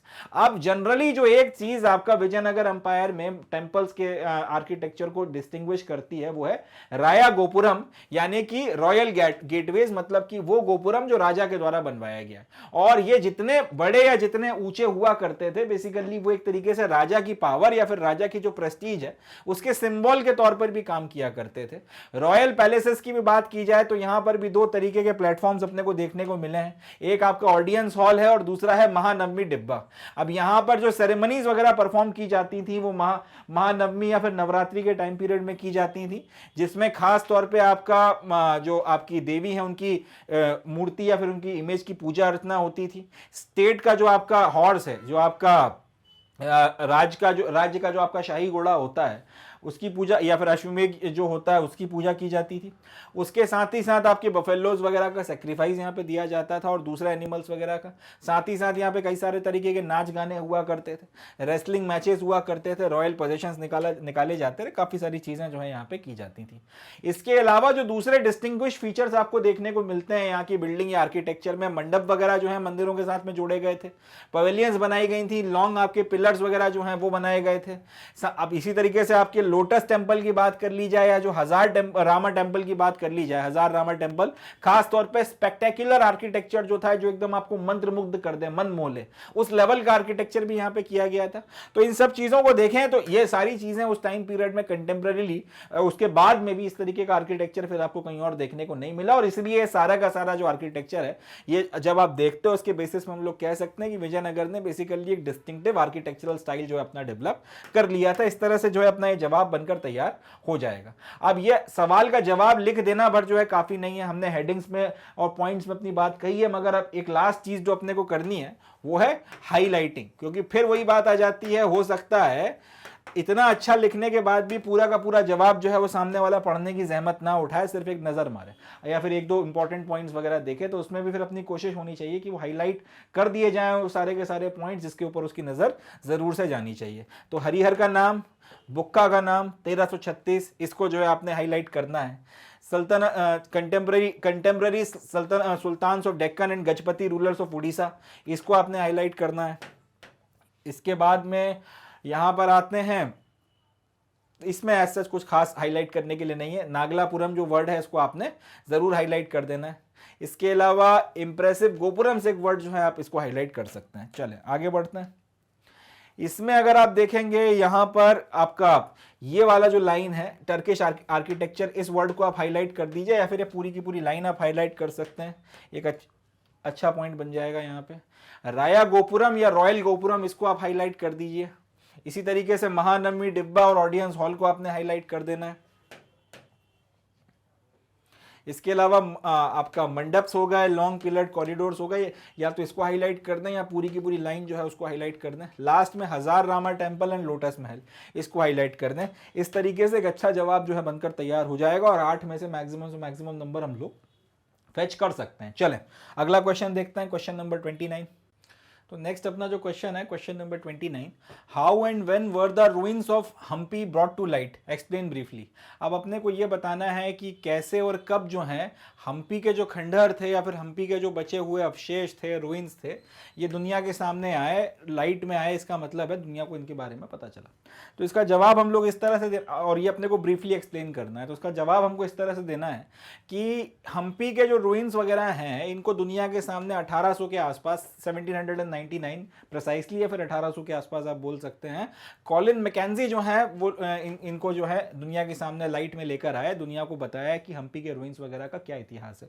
तो ये पहली लाइन रहनी है अपनी कि it was Colin Mackenzie who brought to light the ruins at Hampi in and around 1800। ये एक इंजीनियर थे, एक सर्वेयर थे, कार्टोग्राफर थे, जिन्होंने इंडिया में सर्व किया है। बाद में फिर जावा और बाकी जगहों पे भी सर्व करने गए थे, और इंडिया में भी मोस्टली साउथ इंडिया के जो इलाके हैं वहां पर इन्होंने काफ़ी काम किया था। अब ये 2 लाइनों में अपन ने बता दिया कि कॉलिन मैकेंजी साहब जो हैं वो रिस्पॉन्सिबल हैं, उन्होंने जो है हम्पी के रूइंस वगैरह को रोशनी दिखाई थी या फिर दुनिया के सामने रखा था, बताया था कि क्या जो है इनका इतिहास है। और ये सब वो इसलिए कर पाए क्योंकि वो एक इंजीनियर थे, सर्वेयर थे, कार्टोग्राफर थे, और ईस्ट इंडिया कंपनी के लिए काम करते थे यहाँ पे, और मोस्टली उन्होंने साउथ के इलाकों में काफ़ी काम किया भी है, हम्पी में भी और बाकी जगहों पर भी। चले, आप the following points discuss below tell us about the evidences of the ruins of Hampi. अब यहाँ पर हम लोगों ने बेसिकली काफ़ी सारे जो हैं पॉइंट्स वगैरह डिस्कस किए हैं, जिसमें हमको रूइंस ऑफ हम्पी के एविडेंसेस और इसके बारे में फिर किस तरीके से और फर्दर काम वगैरह हुआ वो समझ में आता है। तो पहला, his chief source of reconstruction of local histories was the information gathered from recollection of priest of Virupaksha temple and Pampa Devi mother goddess temple. तो सबसे पहला सोर्स जहां से हम्पी क्या जगह थी या विजयनगर शहर का क्या इतिहास था उसके बारे में पता करने की जो पहला सोर्स था वो था दंत कथाएं, या फिर जो लोगों के दिमाग में मेमोरीज वगैरह थी। और स्पेसिफिकली जो विरूपक्ष टेम्पल के आपके प्रमुख जो आपके पुजारी थे वो, और पंपा देवी मंदिर के जो आपके टेम्पल के पुजारी थे, इन लोगों की मेमोरीज में और बाकी भी जो साथ में जो लोग वगैरह थे जिनकी मेमोरीज में हम्पी या फिर हम्पी शहर से रिलेटेड अगर कुछ इन्फॉर्मेशन थी, तो वो सारा का सारा जो इन्फॉर्मेशन थी वो चीफ सोर्स बना इनका। दूसरा, 1836 में एपिग्राफिस्ट, और उसके बाद फिर उन्होंने काम करना शुरू किया, उनको पता चला कि हम्पी क्या है। बाद में फिर जब इनके बाद में भी और फर्दर काम रुका नहीं, 1836 में एपिग्राफिस्ट वगैरह जो है उन्होंने कई सारे इंस्क्रिप्शंस वगैरह इन मंदिरों के आसपास में जो भी इनको मिलते थे, शिलालेख वगैरह, वो कलेक्ट करना शुरू किए, और भी जो दूसरे टेंपल्स वगैरह थे हम्पी के आसपास वहां से इनका कलेक्शन वगैरह शुरू किया, और इनको पढ़कर और फर्दर इंफॉर्मेशन इनके बारे में निकालना शुरू करी। 1856 के आते आते फोटोग्राफी की डिस्कवरी हो गई थी, तो यहाँ पर जो भी शिलालेख मिलते थे, अब उनकी जो है फोटोग्राफ्स वगैरह खींचकर इस पर्टिकुलर फील्ड में रिसर्च वर्क करने के लिए दुनिया भर में जो आपके बैठे हुए लोग थे उन तक पहुंचाया जाता था। ये जो चीज़ हुई है इसने बहुत ज़्यादा हेल्प किया है। देखिए, पहले ये होता था कि अगर शिलालेख पढ़ना है तो जिस जगह पर वो शिलालेख है या तो आप खुद वहां पर आओ, या फिर वो शिलालेख आप जो है जिसको आप पढ़ना है उसको मंगवाओ। अब एक आदमी उसमें सेटिस्फाई नहीं हो पाया तो दूसरे के पास भेजो या दूसरे को बुलाओ। तो कुल मिलाकर एक लंबा चौड़ा वक्त लगता था, और लंबा चौड़ा टाइम लगने के चलते रिसर्च कई बार बुरी तरह से अफेक्ट हो जाती थी। अब ये करना है कि जिस पर्टिकुलर शिलालेख का जो काम, या फिर एक पर्टिकुलर शिलालेख को आपको 5 लोगों से पढ़वाना है, उसकी फोटोग्राफ खींच के उसकी 5 कॉपी बना, और वो लोग अगर आने को तैयार नहीं है, वो अगर दुनिया में 5 अलग जगहों पर भी बैठे हैं, उनको डाक के साथ में एक लेटर लिखकर भेज दो कि भाई ये जो चीज़ है यहाँ से मिली है, ये इतिहास है, और हम चाहते हैं कि आप फलाना फलाना जो है रिसर्च कर इसके बारे में हमको ये बातें बताओ।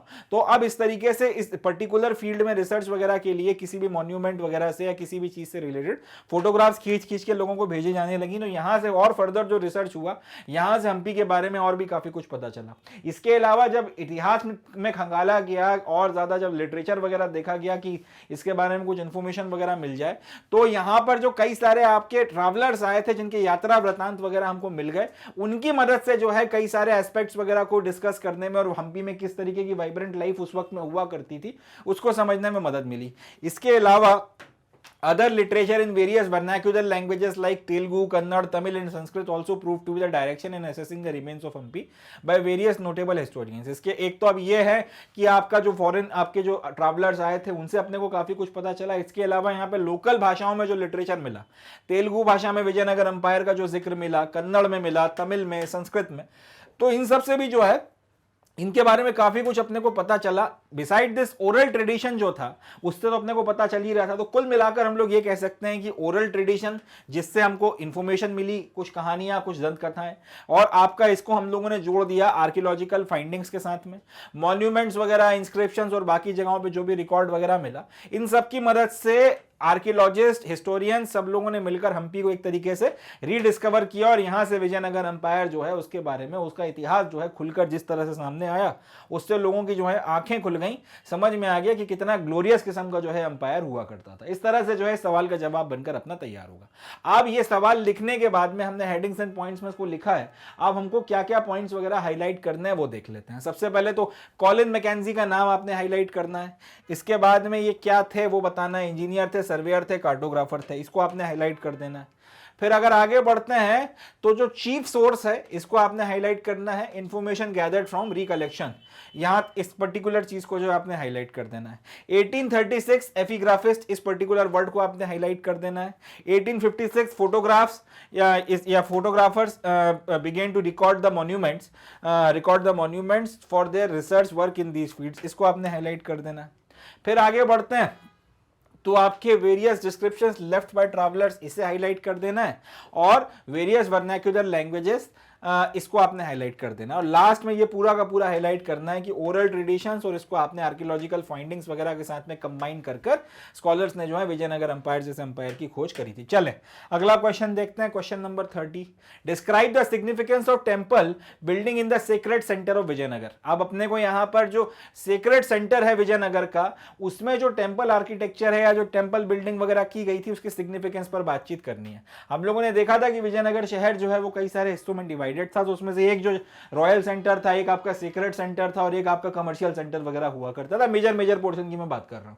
अब इसमें जो आपका टेंपल, आपका जो सीक्रेट सेंटर था, वहां पर जो टेंपल की बिल्डिंग्स आपको देखने को मिली हैं उस पर बातचीत करनी है। तो इसका जवाब हम लोग इस तरह से देना शुरू करेंगे कि विजयनगर की अगर अंपायर की या सिटी की बात की जाए, इसमें टेंपल बिल्डिंग की अपनी एक लॉन्ग हिस्ट्री है। Temple building in this area got inspired by the dynasties such as Pallavas, Chalukyas, etc., Hoysalas and Cholas।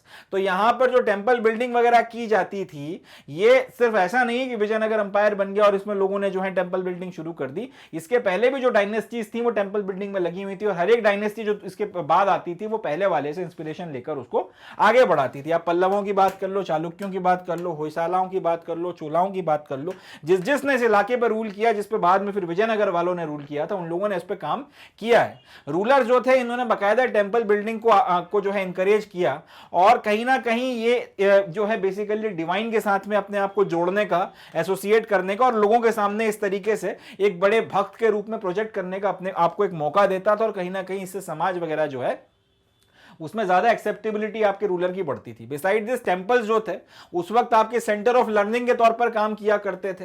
Rulers और दूसरे जो आपके बड़े अमीर उमरा हुआ करते थे, बड़े जो रिच लोग हुआ करते थे, धनाढ्य किस्म के सेठ वगैरह हुआ करते थे, वो लैंड वगैरह ग्रांट किया करते थे अपने टेंपल्स वगैरह बनाने के लिए, और अपने रिसोर्सेज दिया करते थे बने हुए टेंपल्स को मेंटेन करने के लिए।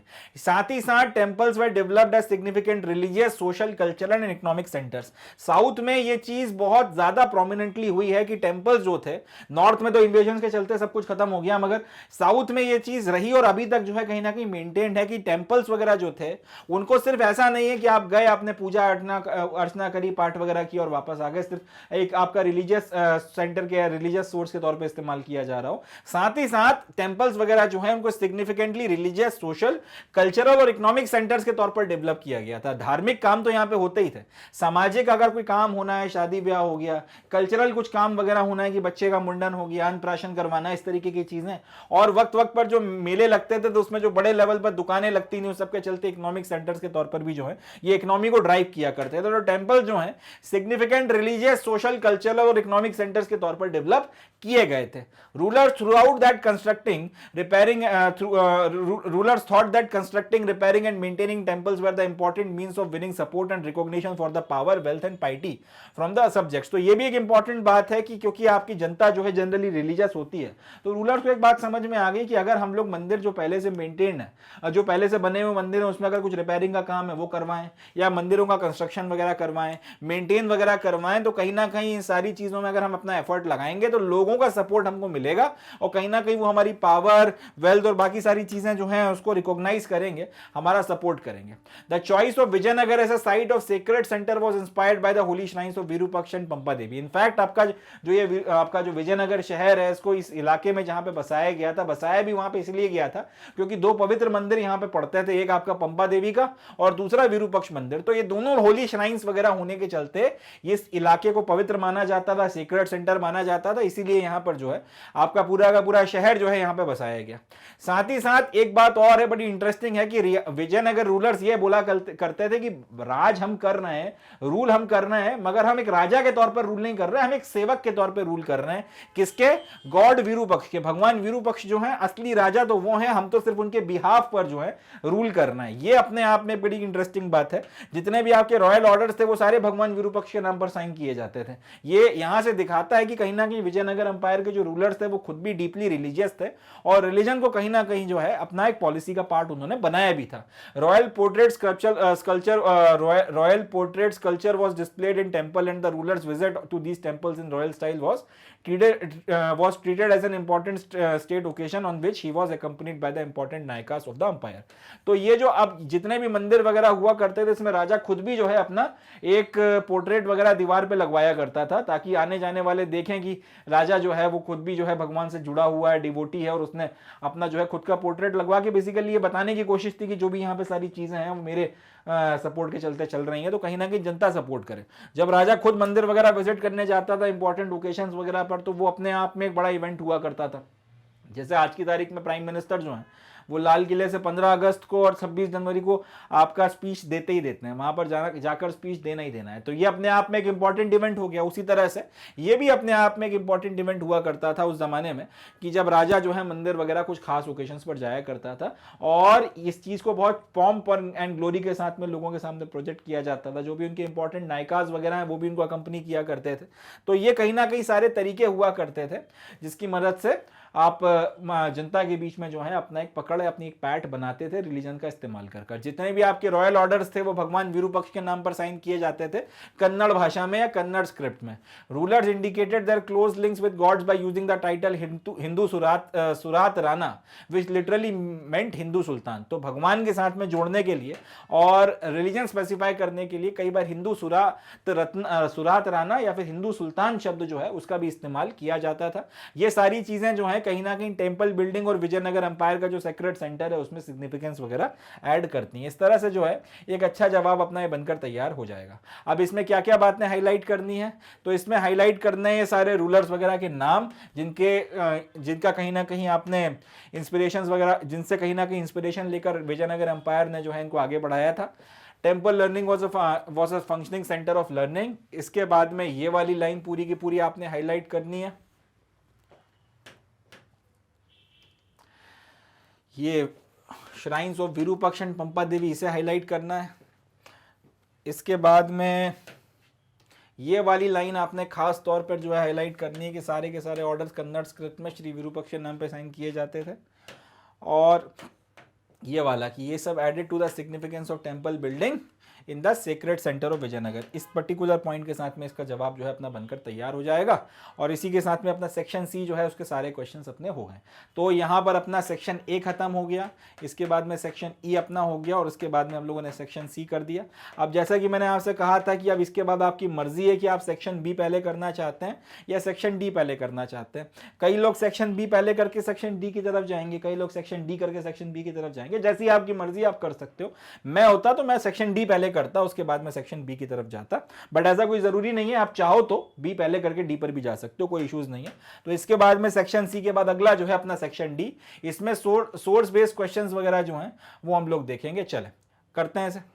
तो यहां पे अपना सेक्शन सी खत्म होता है, अब हम लोग सोर्स बेस्ड क्वेश्चंस वगैरह शुरू करेंगे। तो अब चलते हैं सेक्शन डी की तरफ। सोर्स बेस्ड क्वेश्चन में पहला क्वेश्चन है question number 31।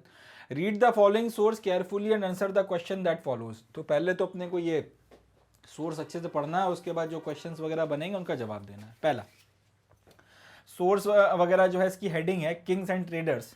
Krishnadeva Raya ruled 1509 to 29. The most famous ruler of Vijayanagar composed a work on statecraft in Telugu known as the Amukta Malyada. About traders, he wrote, a king should improve the harbors of his country and so encourage its commerce that horses, elephants, precious gems, sandalwood, pearls and other articles are freely imported.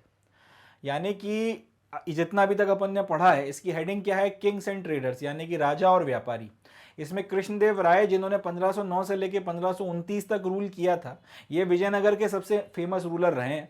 इन्होंने एक work जो है state craft के ऊपर तेलुगु भाषा में बनवाया था जिसका नाम था अमुक्त माल्यदा, यानी कि तेलुगु भाषा में किस तरीके से राज करना चाहिए इसको लेकर उन्होंने एक डॉक्यूमेंट वगैरह तैयार किया था या बनाया था, खुद बनाया था या बनवाया था। इसमें व्यापारियों के बारे में उन्होंने लिखा है कि एक राजा जो है उसको अपने जितने भी बंदरगाह वगैरह हैं, अपने जो हार्बर्स वगैरह हैं, उनको इंप्रूव करवाना चाहिए उनके देश में, ताकि कॉमर्स वगैरह को इनकरेज किया जा सके।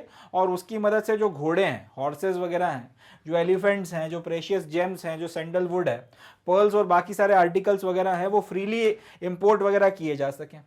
He should arrange that the foreign sailors who land in his country on account of storms, illness and exhaustion are looked after in a suitable manner. साथ ही साथ उस राजा को इस बात की भी व्यवस्था करनी चाहिए कि अगर कोई विदेशी जहाजी है, कोई विदेशी नाविक है जो उसके देश में आया है क्योंकि उसके समुद्र में तूफान आ गया था और उसके चलते उसको यहाँ पे आना पड़ा, वो बीमार पड़ गया था या फिर वो थक गया है बुरी तरीके से, और वो अगर जो है राजा के देश में लैंड करता है तो फिर राजा को ये इंश्योर करना चाहिए कि उसका जो है सही तरीके से ध्यान रखा जाए। Make the merchants of distant foreign countries who import elephants and good horses be attached to yourself by providing them with daily audience, presents and allowing decent profits. साथ ही साथ जो आपके व्यापारी हैं दूसरे देशों के, जो एलिफेंट वगैरह यहाँ से लेकर जाते हैं, अच्छी क्वालिटी के घोड़े वगैरह जो हैं वो लेकर जाते हैं, उनके साथ में आपको डे टू डे जो है डेली ऑडियंस वगैरह करनी चाहिए। मतलब जब तक वो आपके देश में है राजा को उनसे मिलना चाहिए रोज, उनको कुछ भेंट वगैरह भी अपनी तरफ से देनी चाहिए और उनको अलाउ करना चाहिए कि वो डिसेंट प्रॉफिट बनाए, मतलब इतना प्रॉफिट बनाए कि हाँ वो खुश रहें। ऐसा भी नहीं कि बहुत अनशन प्रॉफिट बना रहे हो, मगर डिसेंट लेवल में उनको प्रॉफिट वगैरह अलाउ करना चाहिए।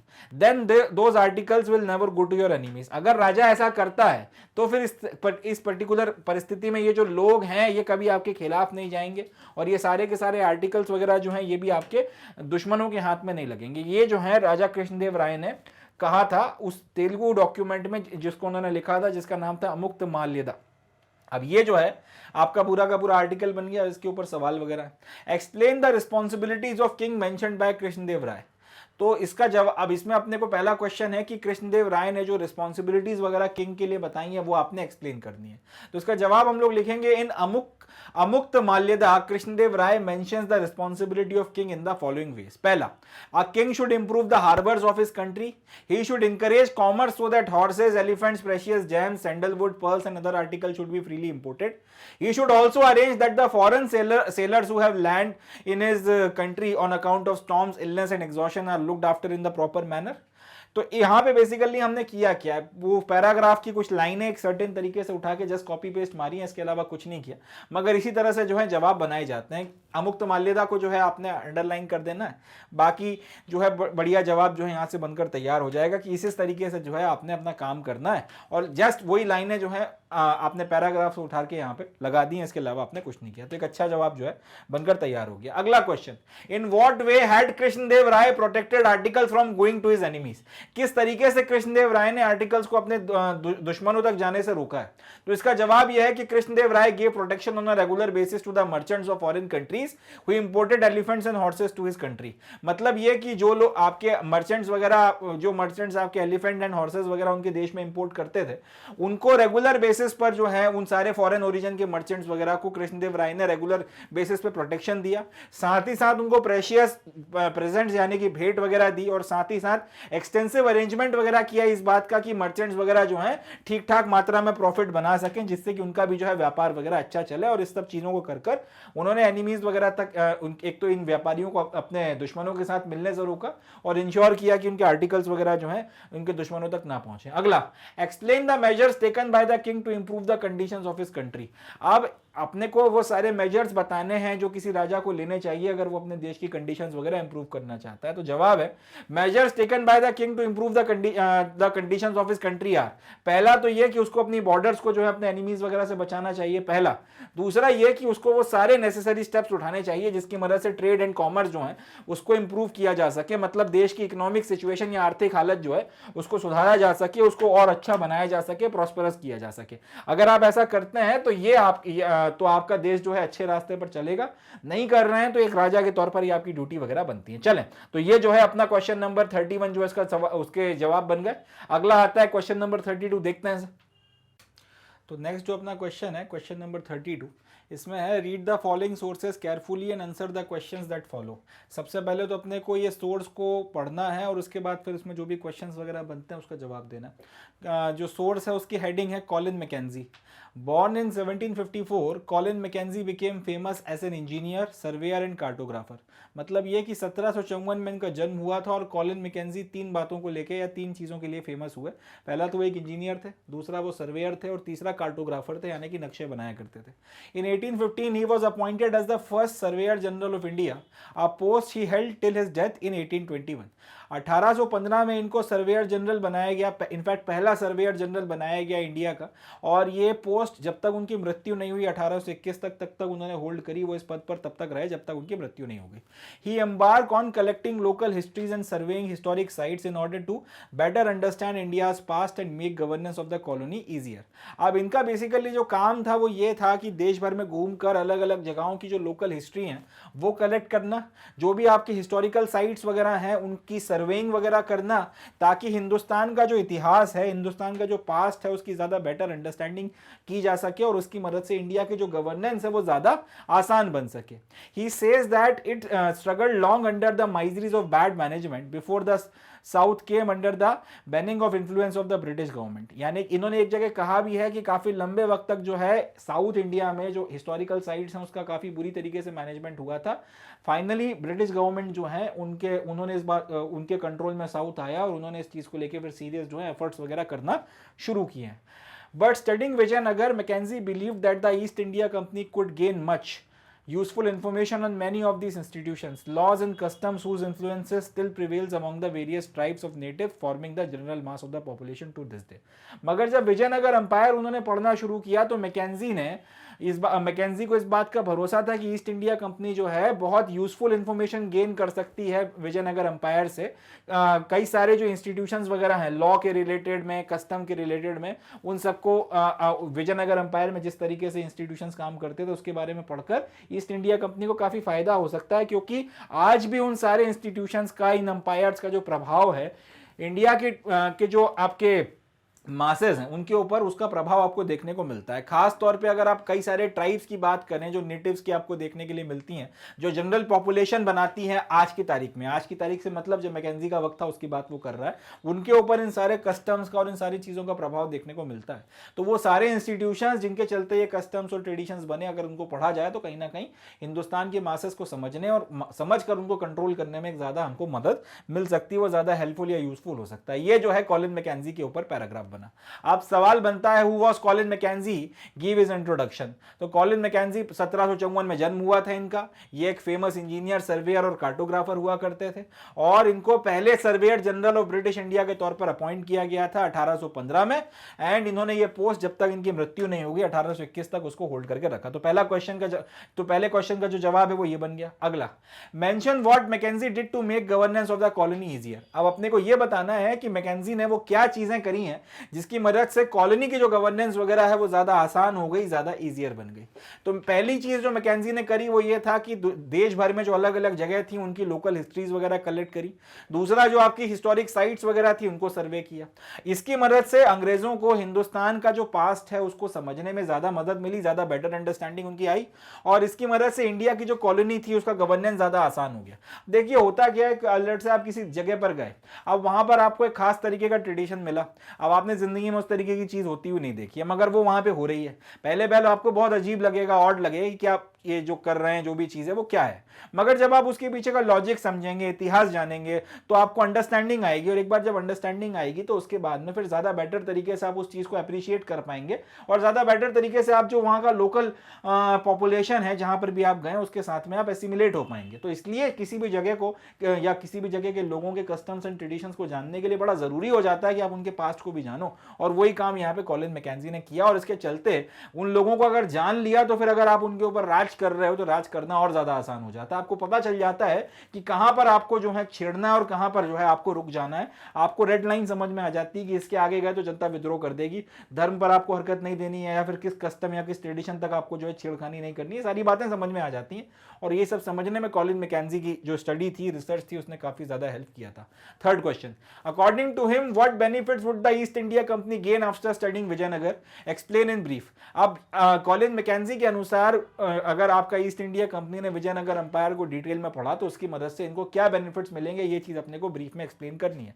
तो इसका जवाब है, studying the important information about Vijayanagara regarding laws and customs, the East India Company could became aware about the various tribes of native forming the general mass of the population. मतलब ये Vijayanagara empire के time period में law और custom से related जो भी बातें हैं वो सब पढ़कर आपको कई सारी जो आपकी ट्राइब्स हैं नेटिव्स की, यानी कि जो कई सारी आपकी जातियां या समूह हैं general mass of the population का, उनके बारे में काफी अच्छी अंडरस्टैंडिंग मिलेगी। और इसको अगर आप समझ पाते हैं तो इससे आपकी जो जनरल मासेस वगैरह हैं उनकी गवर्नेंस वगैरह ज्यादा बेटर तरीके से करने में आपको हेल्प मिलेगी। इसलिए ये सब पढ़ना जो है विजयनगर अंपायर के बारे में ज्यादा बेटर हो जाएगा, ये ईस्ट इंडिया कंपनी के लिए बेनिफिशियल हो जाएगा, ये कॉलिन मैकेंजी का मानना या सोचना था। चलें अगला देखते हैं। इस क्वेश्चन नंबर 32 अपना खत्म, क्वेश्चन नंबर 33 के बारे में बात करेंगे, पहले पैराग्राफ और उसके बाद इसके सवाल। चलें देखते हैं sir.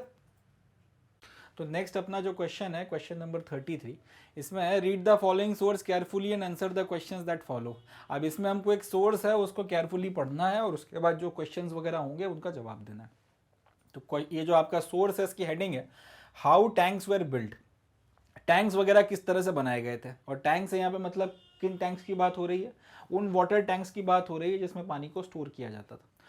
About a tank constructed by Krishnadeva Raya Paes wrote, यानी कि जो राजा कृष्णदेव राय थे उन्होंने एक टैंक या फिर वाटर स्टोर करने वाला जो एक टैंक बनाया था, रिजर्वायर बनाया था, उसके बारे में एक आपका ट्रैवलर आया था जिसका पूरा नाम तो यहाँ पे नहीं बताया, सिर्फ उसका आखिरी नाम बताया है पायस। तो पायस ने लिखा है the king made a tank at the mouth of two hills so that all the water which comes from either one side or the other collects there। तो राजा ने एक टैंक या फिर एक वाटर स्टोरेज के लिए वाटर स्टोरेज का एक टैंक बनाया, और इसको कहाँ पे बनाया गया, ऐसी जगह पर जो दोनों जो आपके हिल्स हैं उसके माउथ पर था, यानी कि दोनों जो हिल्स हैं जहाँ पर वो मिलते थे जाकर, वहाँ पर जो है आपने इनको बनाया, इस टैंक को बनाया था। सो that all the water which comes from either one side और द अदर कलेक्ट्स देयर। और ऐसा इसलिए किया गया था ताकि पानी जो है दोनों में से किसी भी हिल से आए वो इस टैंक में आकर कलेक्ट हो जाए, चाहे एक हिल से आ रहा हो चाहे दूसरे हिल से आ रहा हो, वो डजंट मैटर, बट वो सारा का सारा पानी आपका इस टैंक में कलेक्ट हो जाए। And beside this water comes to it from more than 3 leagues approximately 15 kilometres by pipes which run along the lower part of the range outside. इसके अलावा पानी जो है यहाँ पर और भी 3 लीक्स वगैरह की मदद से आता था, मतलब पाइप्स वगैरह की मदद से आया करता था, जो लगभग 15 किलोमीटर का डिस्टेंस कवर करते थे, और पहाड़ों के आसपास और भी जो दूसरे सोर्सेज वगैरह थे वहां से भी जो है पानी वगैरह यहाँ पर इकट्ठा हुआ करता था। आगे, the water is brought from a lake which itself overflows into a little river. ये जो पानी है मेजरली जो है आपका कहाँ से आ रहा था, जो पाइप्स वगैरह के थ्रू आता था, वैसे तो रेंज वगैरह में और भी कई वाटर सोर्सेस थे वहां से भी आता था, मगर मेजर जो पोर्शन है ये दोनों हिल्स के अलावा जो पानी का इस टैंक में वो था एक लेक से जो ओवरफ्लो करके एक छोटे से एक जो छोटा सा आपका रिवर है या नदी है उसमें जाकर मिल जाती थी।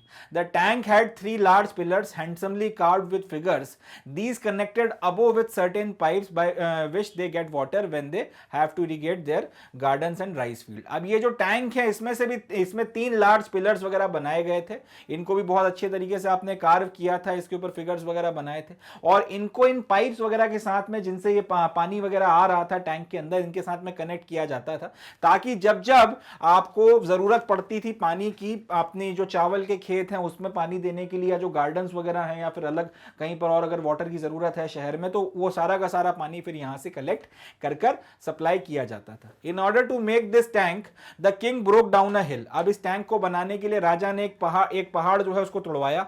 इन the tank I saw so many people at work that there must have been 15 or 20,000 man.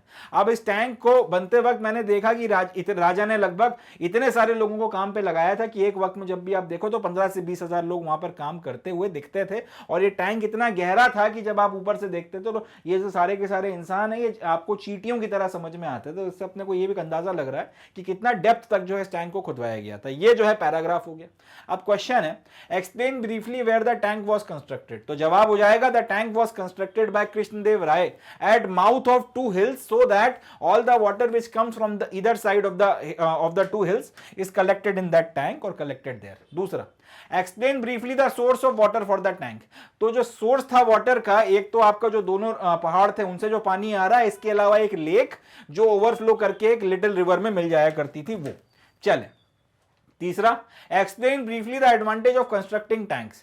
तो कंस्ट्रक्शन करने का फायदा ये होता था टैंक्स को कि आपको इरिगेशन वगैरह के लिए जब पानी की जरूरत पड़ती थी या वो मिल जाया करता था। चाहे आप उससे अपने गार्डन्स इरिगेट कर रहे हो, चाहे राइस की जो फील्ड है, धान के जो खेत हैं उनको आप चाहे इरिगेट कर रहे हो, डजेंट मैटर, मगर ये सारा का सारा जो पानी वगैरह आपको यहां से मिल जाता था। तो क्वेश्चन नंबर 3 का जो है सही जवाब ये बनेगा। और इसी के साथ में अपना सेक्शन डी जो है वो खत्म हो गया। तो सेक्शन ए खत्म हो गया, उसके बाद में आपका सेक्शन ई खत्म हो गया, उसके बाद में सेक्शन सी खत्म हो गया, सेक्शन सी के बाद में सेक्शन डी खत्म हो गया।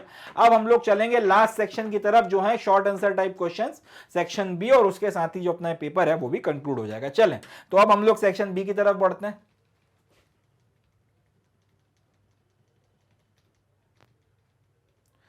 सेक्शन बी आ गया, शॉर्ट आंसर टाइप क्वेश्चंस वगैरह अपने को यहाँ पे देखना है।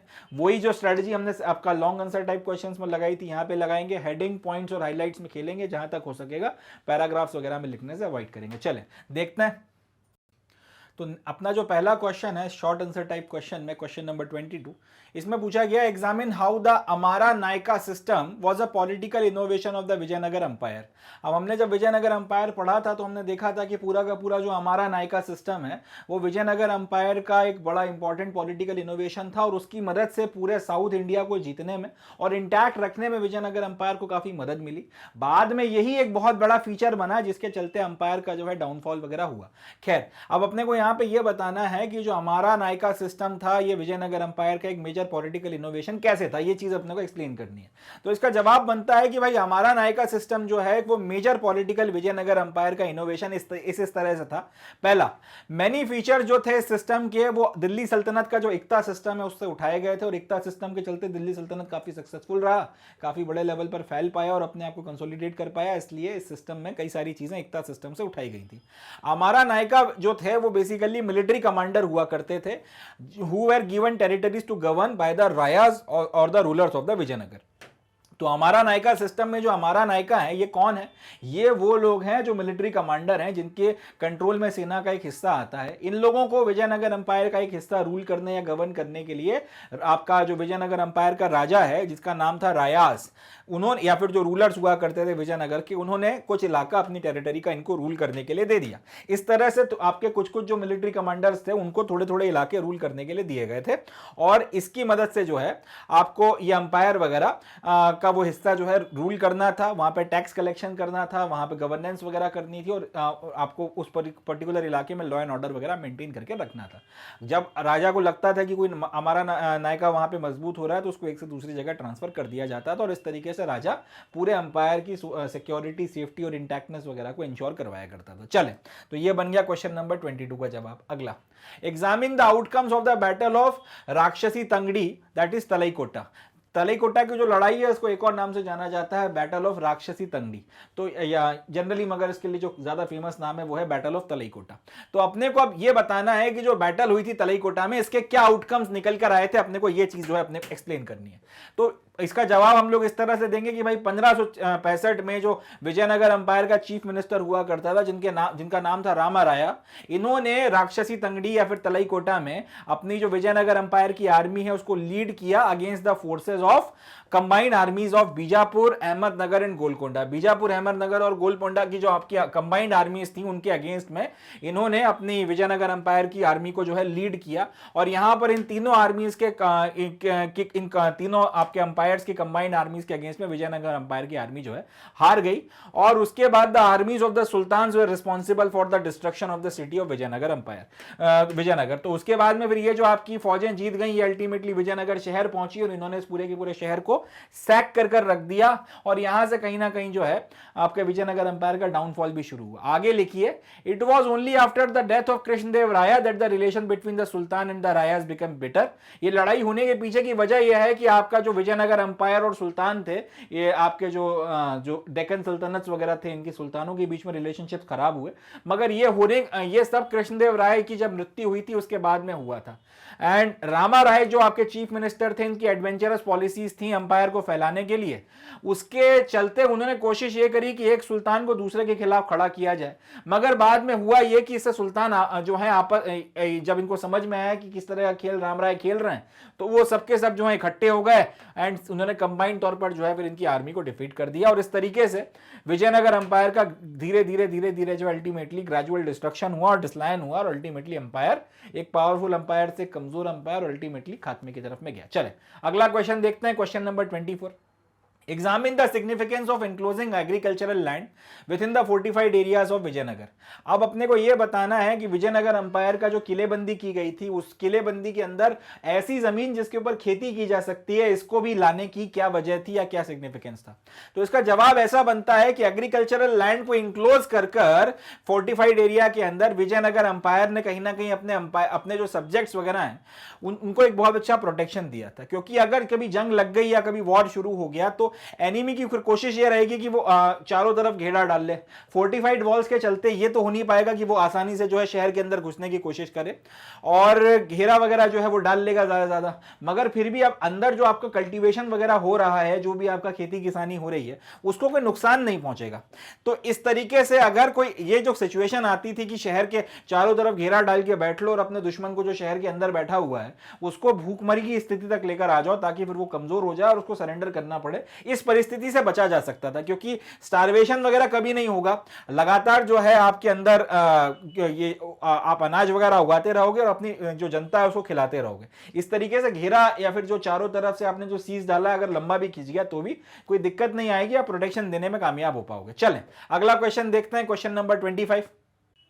तो नेक्स्ट जो क्वेश्चन है question number 25, which dynasty did Krishnadeva Raya belong to, mention any of his expansion and consolidation policies.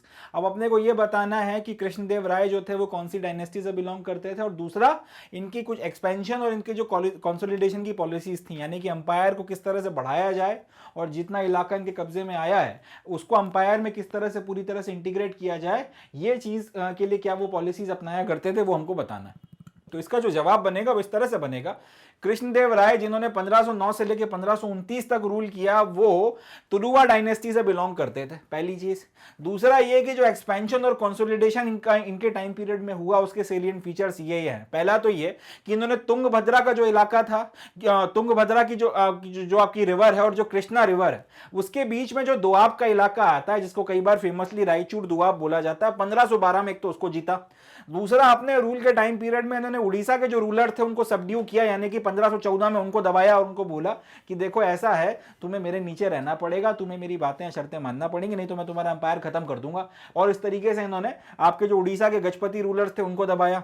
इसके बाद एक के बाद एक जो है आपका जो बीजापुर का सुल्तान हुआ करता था उसके ऊपर एक के बाद एक जबरदस्त डिफीट्स वगैरह इन्होंने इन्फ्लिक्ट करी और उनको भी जो है कायदे में रहने पे मजबूर किया, उनको भी जो है समझा दिया कि वो विजयनगर अंपायर से जीत नहीं सकते। इस तरीके से जो है इन्होंने अपने अंपायर को कंसोलिडेट किया है और अपने अंपायर का एक्सपेंशन वगैरह ये कराते चले गए। क्वेश्चन नंबर 25 का जवाब इस तरह से बनकर तैयार हो जाएगा। अगला question number 26, mention any two features of the temple complexes in Vijayanagara. Vijayanagara empire के टाइम पीरियड में जो टेंपल्स हुआ करते थे उनके कॉम्प्लेक्सेस के जो कुछ फीचर्स वगैरह हुआ करते थे वो आपको एक्सप्लेन करना है। तो इसका जवाब ये बनेगा कि भाई विजयनगर अंपायर में जो टेंपल्स वगैरह बने थे विजयनगर अंपायर के टाइम पीरियड में, इनके ये दो फीचर्स हुआ करते थे। पहला तो ये कि immense structures of Raya gopuram or royal gateways often dwarfed the towers on the central shrine and it signal the presence of the temple from a great distance. मतलब ये कि जितना बड़ा आपका मंदिर का जो शिखर है या मंदिर का जो गोपुरम है नहीं हुआ करता, तो उससे ज्यादा बड़ा गोपुरम जो है आपने एंट्रेंस गेट वगैरह के बना दिए थे, जिनको नाम दिया गया था राया गोपुरम या फिर रॉयल गोपुरम। और ये इसके चलते मंदिर बहुत दूर से दिखता था। इसको इतना बड़ा बनाने के पीछे वजह राजा की पावर को भी दिखाना था।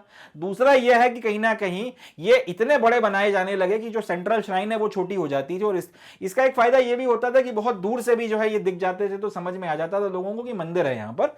और अगर कोई शरणार्थी है कोई या फिर कोई दूर से आ रहा है तो उसको समझ में आ जाता था कि यहाँ पे भैया कोई आपका शहर या कोई आपको शहर या फिर आप इस तरह से कह सकते हैं कि कोई छोटा मोटा टाउन या कस्बा वगैरह आपको देखने को मिलेगा। दूसरा जो फीचर आपको देखने को मिलता था वो था इन मंदिरों में मंडप या फिर पेविलियंस बनाए जाते थे, जो बेसिकली लॉन्ग पिलर्ड कॉरिडोर्स हुआ करते थे with in the temple complex. और इसके चलते काफी ज्यादा बड़ी मात्रा में अगर कोई अनुष्ठान वगैरह कुछ हो रहा है तो उस वक्त में लोग वगैरह वहां पर इकट्ठा होकर बैठ सकते थे। ये हो गया क्वेश्चन नंबर 26। अगला आता है question number 27। State 2 characteristics of Krishnadeva Raya's rule. Krishnadeva Raya के जो रूल था उसके वक्त में जो दो आपकी प्रमुख कैरेक्टरिस्टिक्स हैं उनको आपने बताना है। तो पहला इसका जवाब हम लोग इस तरह से बनाएंगे कि जो कृष्णदेव राय का रूल है उसकी जो दो कैरेक्टरिस्टिक्स थी वो ये है। पहला, strengthening the central authority and putting a strict control over the Nayakas. पहले चीज इन्होंने क्या करी कि सेंट्रल अथॉरिटी को मजबूत किया, यानी कि राजा जो है वही बॉस है, ये बात इन्होंने सबके गलों के नीचे उतार दी, दिलों में बैठा दी। और जितने भी नायकास वगैरह थे जो अपनी मनमर्जी चला रहे थे, इन सबके ऊपर जो एक स्ट्रिक्ट कंट्रोल लेकर आए, जिसकी मदद से कुल मिला के वही किंग इज द बॉस वाली जो बात है वो स्थापित हो गई। दूसरा, military chiefs were known as नायकास who controlled the forts and had armed supports। ये बात भी यहां पे मेंशन कर दीजिएगा कि नायकास की जब बात हो रही है तो उसका मतलब मिलिट्री चीफ से है, जो आपका फौजों का एक हिस्सा जो है उनके कंट्रोल में हुआ करता था और वो कुछ फोर्ट्स वगैरह को कंट्रोल किया करते थे। दूसरा ये, for the fortification of Vijayanagara city Krishnadeva Raya build some fine temples and impressive gopurams in the city. दूसरा ये कि आपका शहर का फोर्टिफिकेशन वगैरह करवाया विजयनगर एम्पायर का की जो कैपिटल है, और साथ ही साथ काफी बड़े बड़े आपके जो है मंदिर और मंदिरों के गोपुरम वगैरह जो है बनाकर तैयार किए। फिर इनका प्रोटेक्शन को जस्टिफिकेशन देते हुए बड़े लेवल पर जो है फिर फोर्टिफिकेशन वगैरह जो है और ज्यादा करवाया गया। इस तरीके ये दो आपकी कैरेक्टरिस्टिक्स निकल कर आती हैं कृष्णदेव राय के रूल की। इसी के साथ में आपका जो सेक्शन बी है वो भी खत्म होता है और इसी के साथ में अपना जो पूरा पेपर है वो भी समाप्त हो जाता है। तो अपन ने यहाँ पे सेक्शन ए लगा दिया पूरा, उसके 21 नंबर, उसके बाद हमने सेक्शन ई कर दिया उसके 5 नंबर, उसके बाद में हमने सेक्शन सी कर दिया वहां 24 में से मैक्सिमम से जितना नंबर हम निकाल सके, फिर सेक्शन डी 12 में से जितना नंबर हम निकाल सके, एंड लास्ट आता है आपका सेक्शन नंबर बी, जहां से फिर हम लोग जितने आपके 18 में से जितने मैक्सिमम नंबर हम लोग निकाल सकें। तो इस तरीके से जो है ये हमने आपका पूरा का पूरा जो पेपर है अपना लगाकर हमने खत्म किया है। अब ये मैक्सिमम पेपर आप अगर इस तरह से करेंगे तो 2.5 घंटे या बहुत ज्यादा हुआ तो 2 घंटा 40 मिनट 2 घंटा 45 मिनट तक में खत्म हो जाएगा। बुरी से बुरी हालत में 30 से 15 मिनट 15 से 30 मिनट के बीच में आपके पास में क्वेश्चन पेपर को फिर से चेक करने के लिए रहेंगे, जिसमें अगर देखकर आप चाहें तो रेक्टिफिकेशन वगैरह कुछ करना चाहें तो कर सकते हैं, कुछ इंप्रूवमेंट करना चाहें तो कर सकते हैं। इस पर भी थोड़ी सी बात मुझे करनी है और वो ये है कि जो भी रेक्टिफिकेशन वगैरह आप करना चाहें, देखिए सेक्शन ए और सेक्शन ई में को इस तरीके से करना है कि इसको फिर बाद में चेक करने की जरूरत ना पड़े। इसे एक बार करें, सॉलिड करें, खत्म करें, उसके बाद फिर इसमें कोई और चीज चेक करने की जरूरत नहीं पड़नी चाहिए। सेक्शन सी को सबसे पहले पढ़ना है क्योंकि इसमें 24 नंबर दाव पर लगाए हुए हैं और इसमें कोई जो भी चीज है इसमें कोई गलती दिखती है, कुछ लगता है, बाद में क्लिक कर जाता है, ऐड करना चाहिए था, वो कर दीजिए। फिर आते हैं आप सेक्शन नंबर डी की तरफ और उसके बाद में सेक्शन नंबर बी की तरफ। तो सेक्शन नंबर बी को उसके बाद पढ़ना है सेक्शन सी के बाद, क्योंकि इसमें 6 सवाल जो हैं वो दाव पे लगे हुए हैं या फिर 18 नंबर दाव पे लगे हैं, इसको रेक्टिफाई करना है। और उसके बाद सेक्शन डी देख लीजिए, मगर सेक्शन डी के बारे में भी मैं वही बात कहूंगा, जैसे सेक्शन ए और सेक्शन ई को देखने की जरूरत नहीं पड़नी चाहिए, उसी तरह से सेक्शन डी को भी देखने की जरूरत ना पड़े। इसको इस तरीके से अपने को जो है करना है। तो इस तरीके से अपना क्वेश्चन पेपर जो है सॉल्व हो जाएगा। और इस स्ट्रैटेजी पे अगर आप चलते हैं तो 80 में से, क्योंकि ह्यूमैनिटीज में पूरे मार्क्स नहीं आते हैं, मगर मैक्सिमम से मैक्सिमम नंबर हम लोग गेन कर सकते हैं। So on this note I would be calling it the day and I would be saying कि भाई आपका जो क्वेश्चन पेपर है या फिर जो अपना सैंपल पेपर 7 हम लोगों ने सॉल्व किया आज के सेशन में, वो यहाँ पे समाप्त होता है। हालांकि एंड करने के पहले मैं आपको एक बात और बताना चाहूंगा कि जैसा मैंने आपसे कहा था सेशन की शुरुआत में कि मैग्नेट ब्रेन्स में सारा quality educational content exclusively free of cost provide कराया जाता है। तो अगला क्वेश्चन आप मेरे से ये पूछ सकते हैं कि भाई ये सारा का सारा कंटेंट आपको एक्सेस करने के लिए कहाँ पे मिलेगा। उसका जवाब यह है कि ये कंटेंट 3 तरह से एक्सेस किया जा सकता है। एक तो आप इसे मैग्नेट ब्रेन्स की वेबसाइट पर जाकर देख सकते हैं, दूसरा आप इसे मैग्नेट ब्रेन्स के यूट्यूब चैनल पर देख सकते हैं, और तीसरा आप इसे मैग्नेट ब्रेन्स का ऐप डाउनलोड कर देख सकते हैं। उसके ये आपके मोबाइल फोन पर भी चल जाएगा, ये आपके टैबलेट पर भी चल जाएगा, और ये आपके पीसी पर भी चल जाएगा। तो जहां पर भी आप इसे देखना चाहें वहां पर इसको देखें, एक्सेस करें, और ये सारा जो क्वालिटी एजुकेशनल कंटेंट है, सीबीएसई चाहे इंग्लिश मीडियम में हो, चाहे हिंदी मीडियम में हो, चाहे यूपी बोर्ड, बिहार बोर्ड का कंटेंट हो, NTSC, Olympiad, common university entrance test, spoken English, जो भी आप देखना चाहें वो सारा कंटेंट आप यहां से एक्सेस कर सकते हैं। इसके अलावा हम ये बात भी समझते हैं कि एक वीडियो 1 बार 2 बार मैक्स टू मैक्स 3 बार देखा जा सकता है। जब आपको रिवीजन करना हो तब जरूरत पड़ती है नोट्स की, इसलिए नोट्स आपको बुक्स के फॉर्मेट में हार्ड कॉपी में भी और सॉफ्ट कॉपी में अवेलेबल कराए गए। इनके लिंक्स भी आपको डिस्क्रिप्शन में दिए गए, वो भी आप यहां से देख सकते हैं। तो जितना हो सके इस पर्टिकुलर वेंचर का फायदा उठाएं, जितना हो सके इस वेंचर से उतना ज्यादा बेनिफिट लें। इसके अलावा कोई और डाउट हो, कोई और शक हो, कोई शुबा हो, कोई और नई डिमांड हो, कुछ बात बतानी हो या शेयर करना हो, हमसे जुड़ना हो, तो आप वेरियस सोशल मीडिया प्लेटफॉर्म्स की मदद से आप हमसे कनेक्ट कर सकते हैं, इनकी मदद से आप हमसे जुड़ सकते हैं। तो इसी नोट पे I would be calling it that day and I would be concluding the session. अपना बहुत ध्यान रखें, खुश रहें, पॉजिटिव रहें, जितना हो सके इस वेंचर का फायदा उठाएं, सफलता और तरक्की के रास्ते पर आगे बढ़ते रहें। थैंक यू, जय हिंद, एंड मिलते हैं नेक्स्ट सेशन में जिसमें हम लोग अगला जो सैंपल पेपर है उसके बारे में बातचीत करेंगे। चलें।